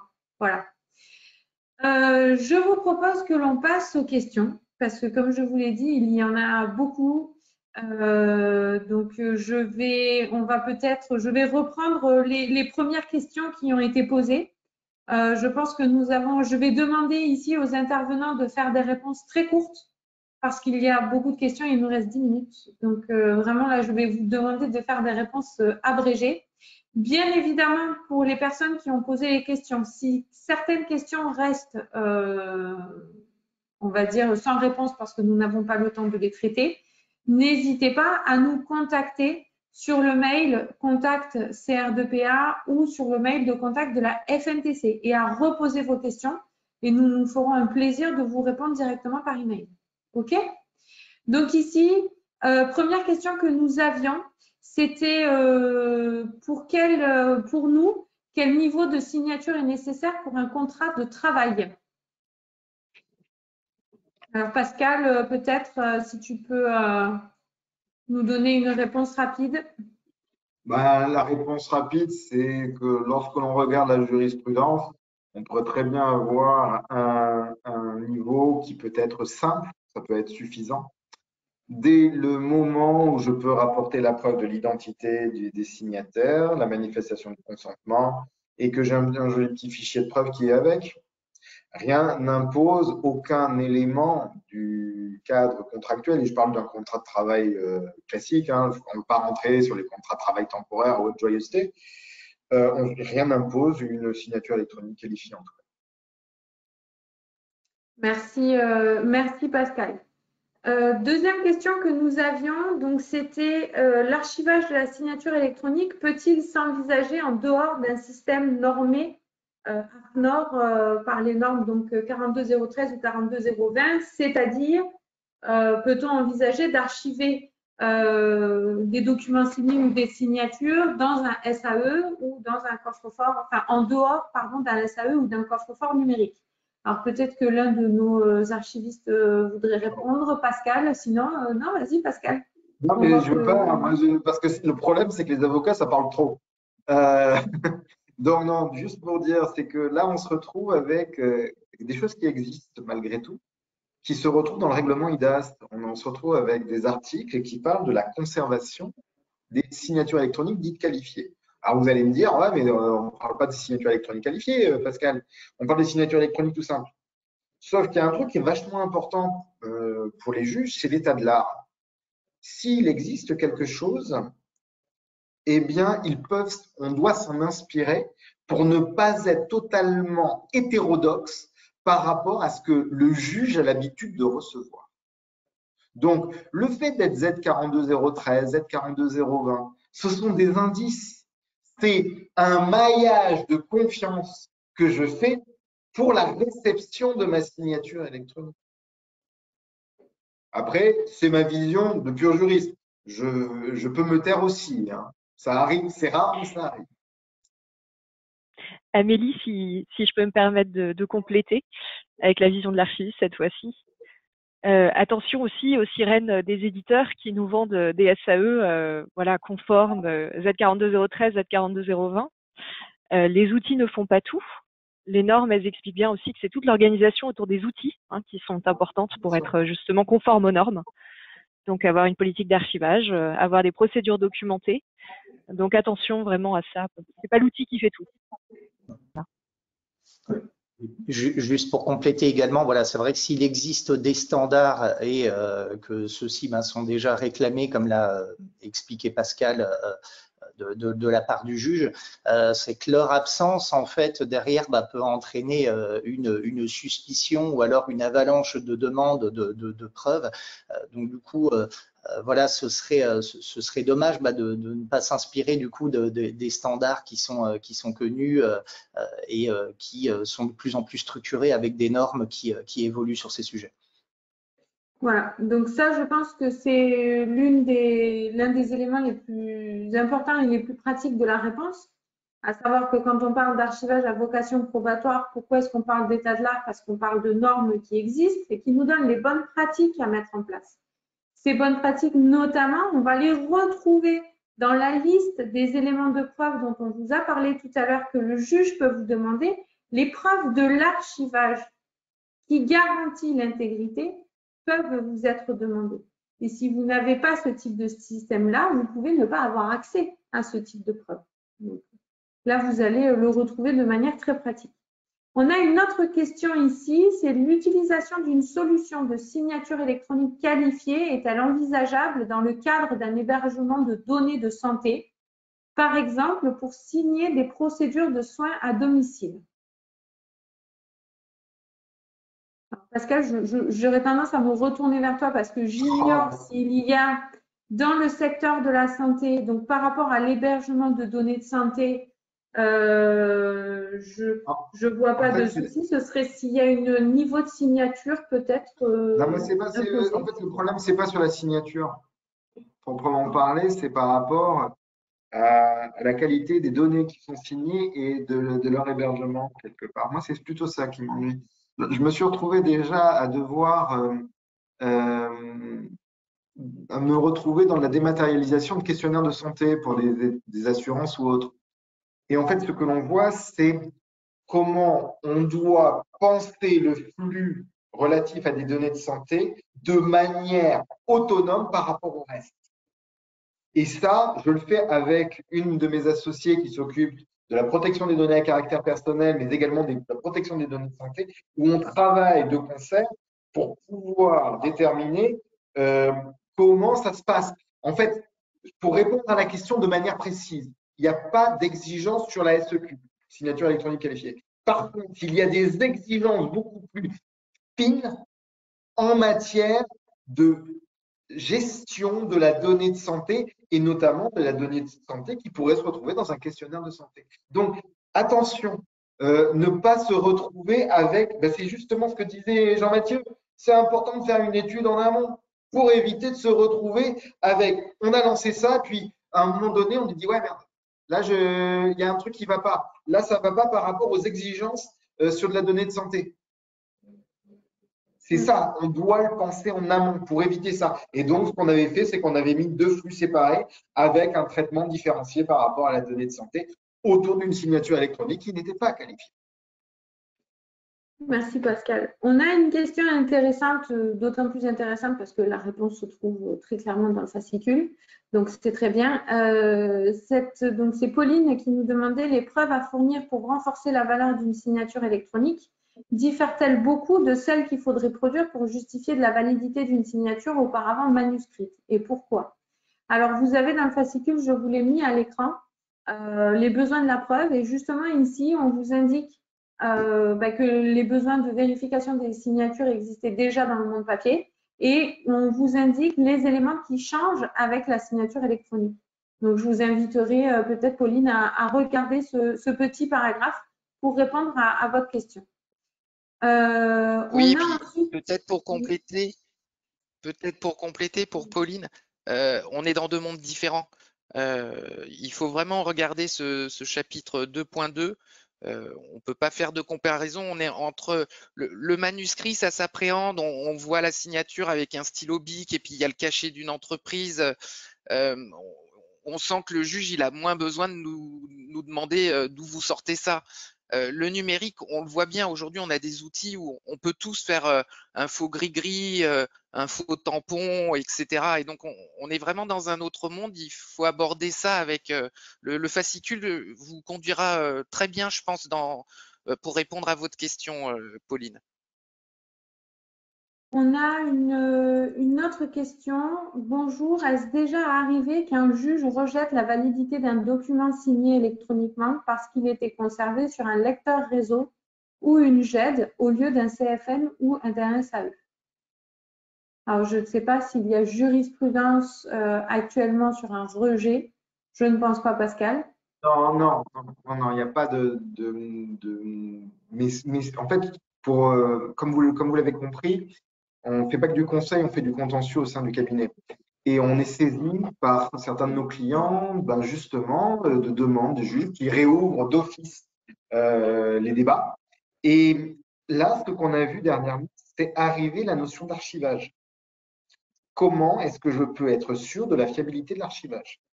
Donc, nous sommes en train de traiter le cas en sollicitant auprès du prestataire les documents qui vont bien pour démontrer qu'ils ont été certifiés Z42013, Z42020 ou autre, c'est pas le problème, pour démontrer cette fiabilité. Mais ce que je veux dire, pour l'instant, je n'ai pas connaissance de telle jurisprudence, mais je peux vous garantir que dans les prochaines années, nous allons en avoir au vu de ce que nous sommes en train de traiter actuellement. C'est maintenant. C'est-à-dire que là, vous avez des jurisprudences, nous on les traite, on les analyse, on les met dans des guides, on fait des articles, mais on les lit aussi, on voit ce qui est en train de se passer. Et ce qui se passe, c'est justement que les différents éléments sont à prendre en considération. On a d'ailleurs une question qui va dans ce sens et qui va nous ramener vers l'actualité, qui nous dit « Quid des services de conservation à valeur probante, entre parenthèses qualifiés et IDAS, contre l'archivage dans un SAE ou dans un coffre-fort numérique ?» Alors, si vous me permettez, j'aimerais répondre à cette question. Pour moi, le quid, il est assez simple dans le sens où ce n'est pas un service de confiance de conservation, c'est un service de confiance de préservation des signatures et non pas des documents signés. C'est un service de confiance qui ne fait référence qu'à la préservation des signatures sur le long terme. D'accord ? Le règlement AIDAS s'est bien rendu compte qu'il n'était pas complet dans son approche de cette préservation sur le long terme parce qu'il n'incluait pas la notion d'archivage. C'est pour ça qu'on a cette proposition de modification du règlement AIDAS qui est en train d'être en lecture au Parlement européen. Et donc, ce que l'on va avoir, ce qui a été proposé, c'est qu'un nouveau service de confiance qualifié arrive et que ce soit un service de confiance d'archivage qui pourra dès lors non seulement garantir la préservation des signatures, mais aussi des documents, soit-il signé ou non. Parce qu'il ne faut pas oublier qu'on a une différence entre juste la conservation d'une signature ou alors l'archivage d'un point de vue organisationnel, d'accord, d'un document, soit-il signé ou pas. Puisqu'on rappelle que dans l'archivage, ce que l'on va mettre en avant, oui, c'est l'intégrité, oui, c'est la pérennité, mais c'est aussi la lisibilité, la disponibilité. Et tout ça, on ne va pas le retrouver, peut-être pas en tout cas, dans un système qui ne fait que de la préservation des signatures. À savoir qu'en France, puisqu'on est dans le règlement IDAS, à savoir qu'en France, en fait, il y a quelque part deux écoles. On a l'école de la préservation des signatures qui va répondre au texte très technique allemand de l'ETSI, qui ne va faire que de la fiabilité technologique sur les eurodatages et les scellements qui sont apposés sur les signatures. Mais on a aussi la possibilité de se faire certifier comme prestataire de services de confiance qualifié pour cette préservation des signatures avec un système tel qu'un système normé 42013, etc. D'accord ? Donc voilà. C'est vrai que c'est un sujet qui porte à confusion, mais qui sera réglé dans les années à venir. Donc tant mieux pour nous tous. Parce qu'on ne pourra qu'en faire une meilleure utilisation. Alors, on continue. On a ici alors, on a une question aussi. Je vais y passer très rapidement parce que les réponses seront directement dans le fascicule. Pourrait-on avoir des exemples d'éléments de preuve qui doivent accompagner un document? Vous les avez ici dans le paragraphe 2.3, les constituants de la preuve, et on vous dit à minima les éléments de preuve à apporter sont. Et on vous les détaille. À chaque fois, on vous dit quel est l'élément de preuve et qu'est-ce qu'il permet de démontrer. D'accord? Donc, vous avez vraiment tous les éléments à minima qui sont demandés par rapport à ce que l'on a pu étudier dans la jurisprudence. Donc, on avait une deuxième question dans ce sens. Donc, vous avez la réponse ici. On a une autre question ici. Alors, on a des questions sur les signatures PADES, Amélie. Oui, voilà. Alors, je t'en prie parce que du coup, comme j'étais en train si tu veux bien les lire. Donc, en cas de signature PADES avec des signatures à la volée, il est parfois indiqué que la signature n'est pas compatible avec l'archivage long terme, qu'est-ce que cela implique? Et la deuxième, quel est l'intérêt d'archiver un PDF avec une signature PADES qui encapsule déjà le certificat et qui, a priori, pourra toujours être visible dans le temps puisque libre de droit?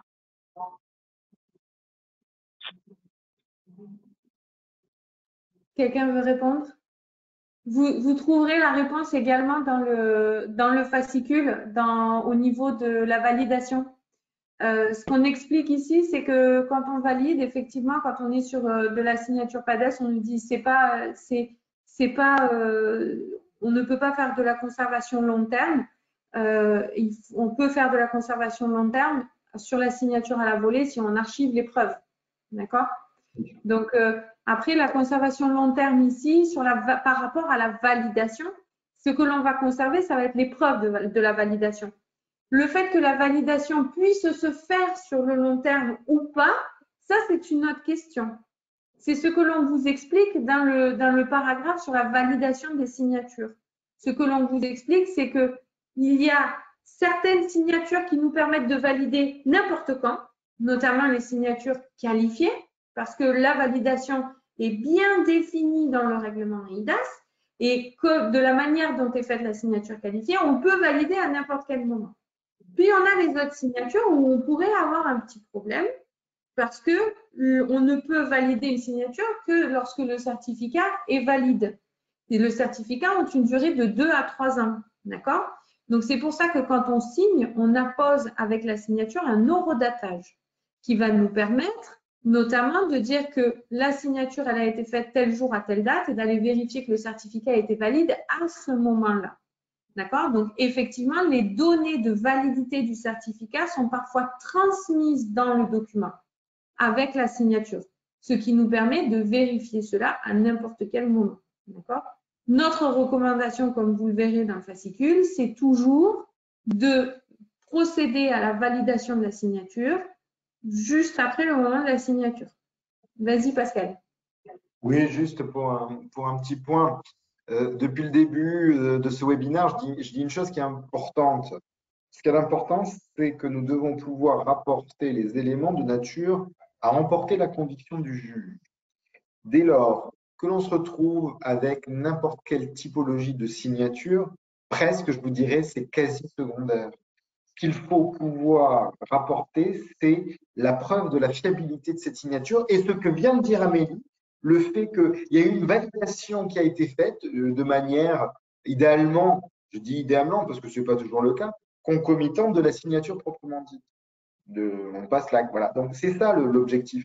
La signature PADES, etc., dès le moment où elle est de nature, on ne peut pas remettre en cause l'intégrité du document, etc. À la rigueur, c'est secondaire. Ce qu'il faut comprendre, c'est que le juge, ce n'est pas le volet technologique qui va l'intéresser au premier point, c'est comment le juridique est respecté par cette technologie. D'accord? Très bien. On a une question qui a encore à voir avec l'archivage. On nous demande pourquoi archiver des documents dont la sécurité et l'intégrité sont déjà assurées par des opérations de scellement, faites par les certificats de signature et les eurodatages. Pour ces documents scellés, une sauvegarde dans des répertoires sécurisés n'est-elle pas suffisante en y adjoignant la piste d'audit des opérations de signature, elles-mêmes scellées et horodatées? Alors, est-ce que… Vas-y François, je t'en prie. Peut-être pour répondre rapidement, c'est que la problématique, c'est pas simplement le document avec sa signature, c'est aussi garantir l'intégrité de tous les éléments de preuve qu'on va avoir autour de ce document signé. Et même si, alors je vais pas creuser la question, mais même si on se dit ok, puisque j'ai mon document, la garantie elle est d'intégrité, elle est là, donc je peux le mettre n'importe où, il n'y aurait pas d'intérêt à mettre tous ces éléments de preuve dans un SAE et de mettre le document signé ailleurs. Donc autant mettre tout son dossier complet avec tous les éléments de preuve qui vont bien au même endroit dans un système d'archivage électronique ou un coffre-fort numérique. J'irais même au-delà, c'est que effectivement, on peut sécuriser avec un scellement, un horodatage, le document. On peut également sécuriser les preuves, mais même si l'on sécurise le document signé, même si on sécurise les preuves et qu'on le met sur un système qui n'est pas lui-même sécurisé, comment va-t-on pouvoir garantir l'intégrité du système qui nous sert à conserver?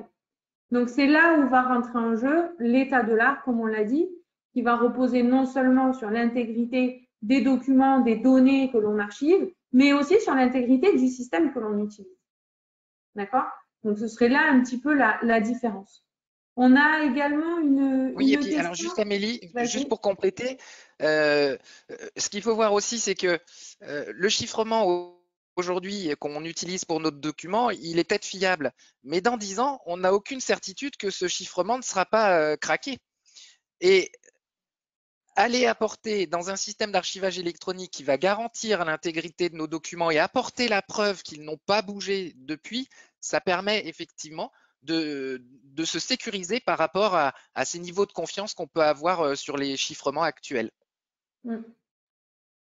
On avait une question intéressante d'actualité aussi. Qu'est-ce que je dois archiver dans le cas de la facture électronique signée? Enfin, j'ai envie de renvoyer vers un autre guide de la FNTC qui est la facture électronique à la portée de tous, que Pascal connaît bien puisqu'il y a participé, nous y avons participé tous les deux. Non, Nous répondons à cette question. non, Mais pas. pour répondre, Pascal, est-ce que tu veux répondre de manière très pratique à la question? Ben, de manière très pratique, lorsqu'on a une facture électronique signée, de mémoire, on s'appuie sur l'article L96F de l'annexe 4 du CGI. Et de mémoire, je ne veux pas me planter, ce qu'il faut, c'est la facture électronique, la signature électronique, le certificat électronique, qui se retrouve notamment dans le BOFIP. Donc là, on n'a pas besoin de la piste d'audit, puisqu'on est sur la voie de sécurisation propre facture électronique signée. Il va y avoir des modifications sur la facturation électronique avec l'ordonnance qui est sortie la semaine dernière et sur lequel j'ai hélas déjà commis un petit article. Ok. Alors, on a l'exposition d'un problème. On nous dit, j'ai une solution de signature électronique connectée à un SAE. Une problématique persiste, la date du départ du délai de conservation. Si on prend le cas du contrat, sa durée de conservation débute lorsque celui-ci est échu. Or, en versant automatiquement dans le SAE, le contrat signé, difficile de lui appliquer une durée de conservation à sa signature au lieu de l'appliquer à son échéance. Voilà. Donc, pour reprendre la question, on est bien sur le fait de dire que normalement, la durée de conservation légale d'un contrat débute à l'échéance du contrat. Or, quand on a notre solution de signature qui est directement connectée, intégrée à notre SAE, le document est versé dans le SAE à partir du moment où il a été signé. Donc, le délai de conservation court à partir de ce moment-là et non à partir de l'échéance. Donc, est-ce que nos archivistes ont fait cette expérience? Est-ce qu'ils ont adapté leur profil d'archivage avec une durée de conservation peut-être plus longue, incluant la durée du contrat plus la durée légale de conservation peut-être? Estelle, je te vois. François, vas-y. Écoute, oui, moi je peux commencer à répondre et puis mes collègues compléteront. C'est vrai que ça, dans l'archivage, dans les SAE notamment, on gère ça par des événements en fait. C'est des événements qui vont alimenter des métadonnées qui permettent ensuite de positionner des durées de conservation, enfin le démarrage des durées de conservation à partir d'une date qui est renseignée. Donc je ne sais pas comment fonctionne le SAE de cette personne, mais normalement il est possible d'appliquer une durée de conservation à partir d'un événement. Sinon, comme tu dis, il faut prévoir la durée de conservation plus longue en incluant, en anticipant en fait la durée du contrat plus la durée légale de conservation.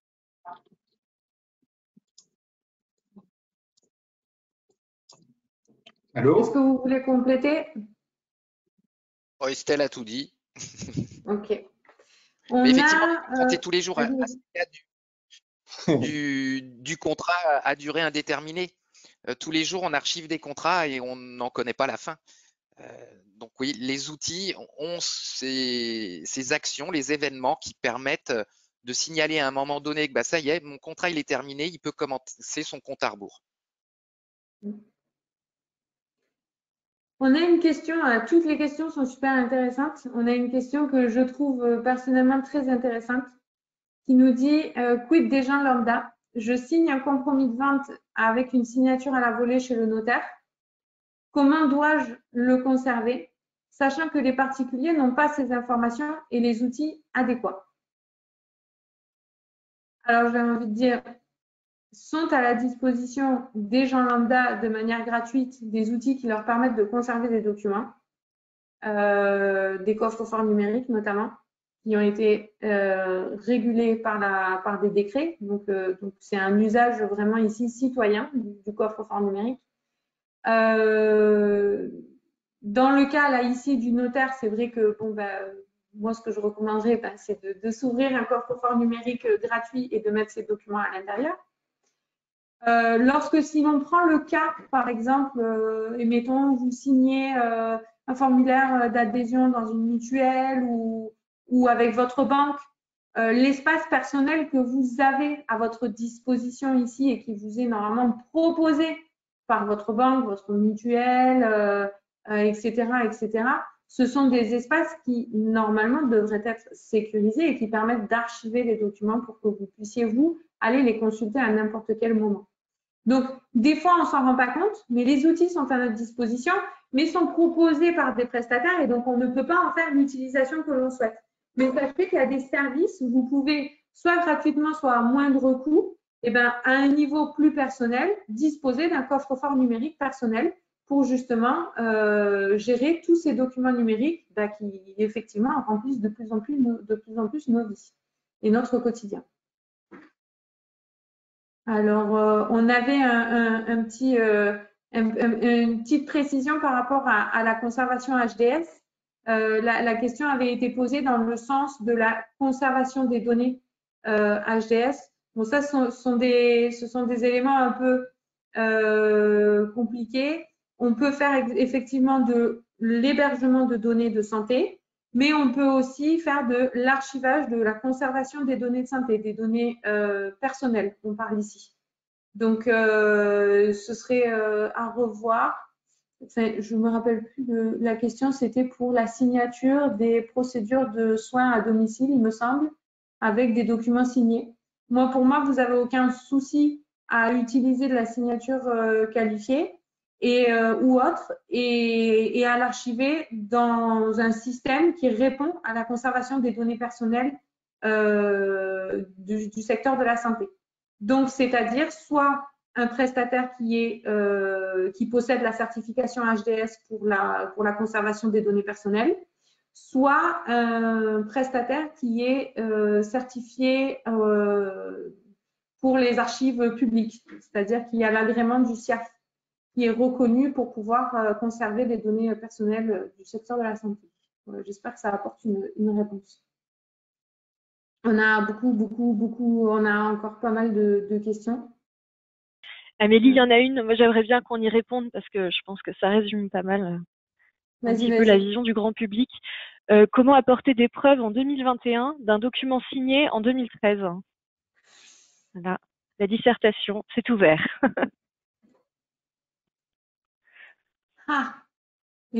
Alors Pascal, j'ai envie de dire. Alors, l'épreuve de l'archivage, si on a mis en place un processus. On ne t'entend pas, Pascal. Ton micro, Pascal.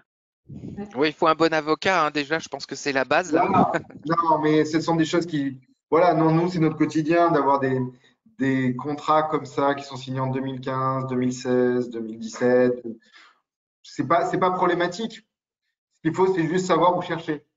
Savoir chercher auprès des prestataires, savoir chercher auprès de soi, parce que ce qu'il faut comprendre, c'est qu'il y a le contrat signé, il y a tout le contexte, c'est-à-dire que si on se retrouve avec un contrat signé qui arrive comme ça tout seul, ça ne marche pas. Donc, c'est les éléments de contexte plus ce qu'on voit chez le prestataire, on lui demande ce qu'il faut, et puis voilà. Okay. Et d'où encore une fois l'importance de l'archivage là aussi sur ce sujet-là, parce que le prestataire de 2013, il n'existe peut-être plus. Et si à l'époque, on s'est bien garanti en archivant les éléments de preuve qu'il nous avait fournis et tout ce dont on parle dans le fascicule, dans notre système d'archivage ou dans notre coffre-fort numérique, on rajoute à ça un Pascal Agostí et normalement, ça doit le faire. Avec un peu de chance. Avec un peu de chance. Après, il y a des fois où on se retrouve avec des éléments de preuve qui ne sont pas forcément de suffisamment bonne qualité. Ça aussi, ça nous arrive. Mais bon, après, si on ne va pas plus loin, ça met en exergue le sérieux du prestataire. Alors sur la qualité, je me permets, Amélie, effectivement, dans le groupe de travail, on a regardé un peu ce qu'on avait tous dans nos organismes comme signature électronique. On s'aperçoit que ce qu'on appelle élément de preuve, eh ben, on n'a pas tous la même chose. Et donc là encore, une des plus-values du fascicule, des fascicules, c'est vous donner ce que nous a montré Amélie tout à l'heure, ce qu'il vous faut à minima. Et du coup, ça vous permet de regarder ce que vous avez, si vous en avez déjà une de signature électronique, de voir ce que vous fournit votre prestataire et grâce à ce fascicule de dire, ah ben attention, ça je l'ai pas moi dans ma signature, dans les éléments de preuve que vous me fournissez. Et il me faut au moins ça pour garantir ma sécurité. On a une question, moi je ne la comprends pas bien, mais peut-être que Pascal, tu la comprendras mieux. C'est quelle est la valeur juridique d'avoir l'image du tiers de confiance sur le document signé? Est-ce une obligation? Moi, je ne comprends pas bien le concept de l'image, donc je ne sais pas si cette personne est encore là, si elle peut peut-être nous remettre une… Est-ce que Un scanner de signature. Est-ce que c'est une signature, il y a écrit Pascal Agostí, comme si c'était moi qui avais signé? Peut-être que c'est ça? Non, je pense que, enfin, nous, dans les signatures qu'on a aujourd'hui, qui sont fournies par notre prestataire, on a notre nom, le nom du signateur, qui est entouré d'un cadre avec l'image, le logo presque du prestataire. Donc, je sais, en regardant cette image, qui a fourni la signature. Encore une fois, on peut en faire une à la main, avec tout Pour moi, c'est pas obligatoire. Hein.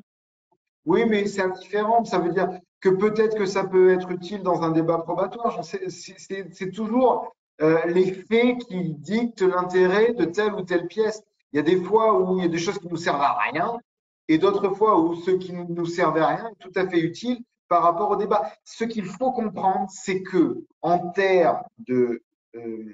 en termes judiciaires, il n'y a pas de vérité absolue. La seule vérité, c'est celle du juge. Donc, c'est à nous de donner un débat le plus plausible possible. Tous les éléments qui militent dans le sens comme ça sera nickel. Mais il peut y avoir des moments où ce qui milite pourra être au contraire en notre défaveur. Donc, comprenez le contentieux comme étant une partie d'échecs, une partie de dames, une partie de go, tout ce que vous voulez. Et nous devons, par rapport à cela, jouer avec ces règles et déterminer quelle pièce à mener au moment où il le faut. C'est tout. Peut-être que ça aura un impact.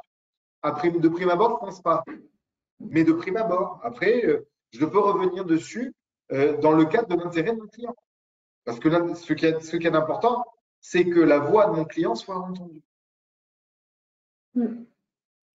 On a une question intéressante concernant les types de signatures. Je vois certains fournisseurs proposant la signature avancée avec un cachet serveur et un OTP, un one-time password, et d'autres vont fournir un certificat dit qualifié, personnel, pour cette même signature avancée.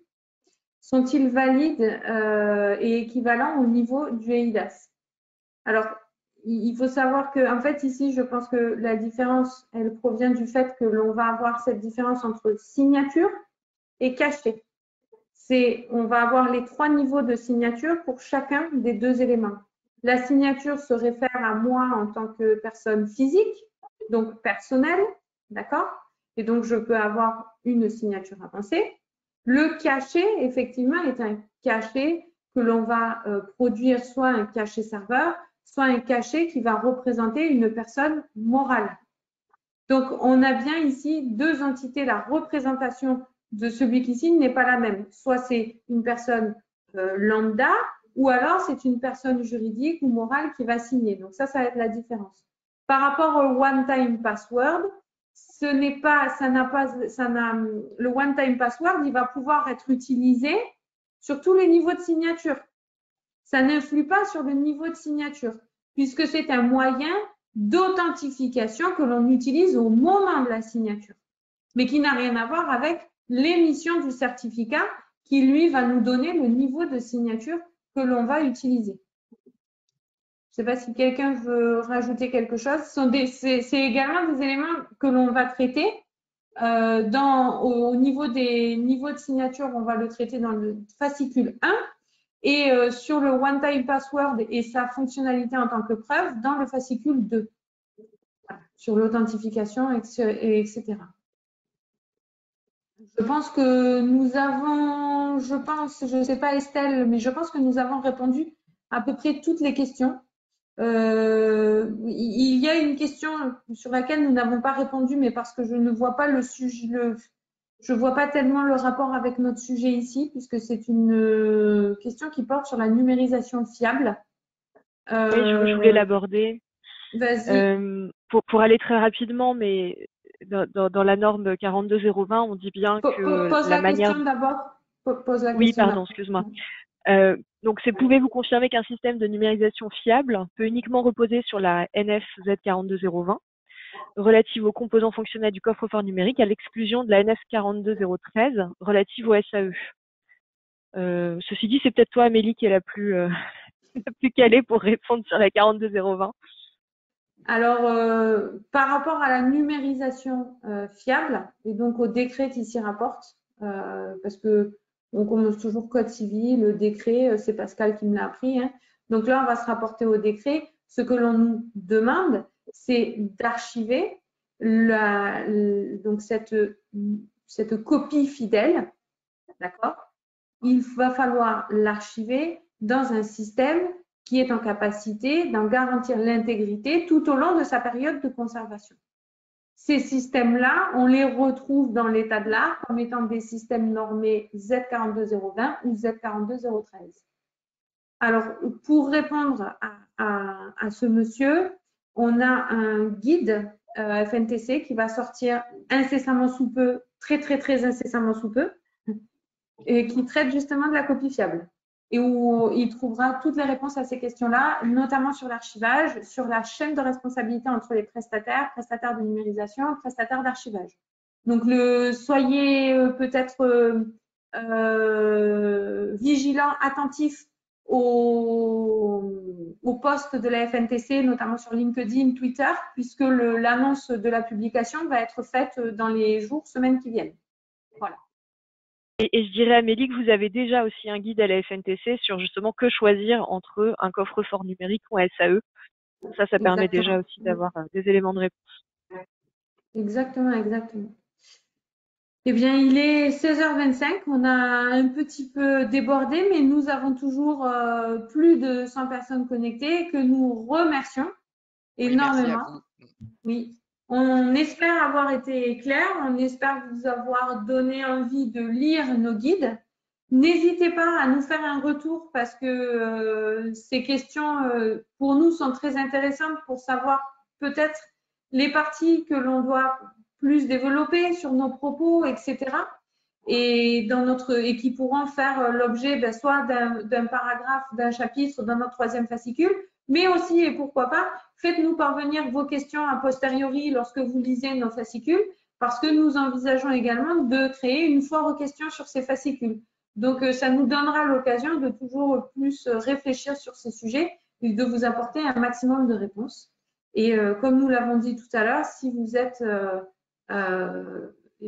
gourmand de ces travaux et que vous avez envie d'y participer, parce que il faut le dire ici, nous avons eu la chance de compter avec des experts de la signature qui nous ont aidés, qui nous ont épaulés tout au long de ce travail. Mais on se construit ensemble dans nos réflexions et dans nos expériences. C'est pour ça que plus on est nombreux, finalement, plus notre travail est fourni et est riche. Et nos échanges sont riches. Donc, n'hésitez pas à vous renseigner auprès des 2 associations si vous souhaitez venir travailler de temps en temps avec nous. Voilà. Je remercie les intervenants, bien évidemment, Pascal, Jean-Mathieu, Estelle, François. Je remercie aussi, même s'ils ne sont pas là, le reste du comité rédactionnel qui a participé à ce fascicule. Donc, Florent Vincent, Bernard Houillon, Bruno Lalande, le président du CR2PA, et Alain Vauban, le président de la FNTC. Nous les remercions tous. Également Alain Borghesi qui a participé aux travaux. Oui. On espère vous retrouver bientôt pour la présentation de notre 3e fascicule. Merci à tous et bon après-midi. Au revoir. Merci beaucoup, Merci, Amélie. au revoir. Au revoir. Bonne continuation Au revoir, à tous. merci à tous.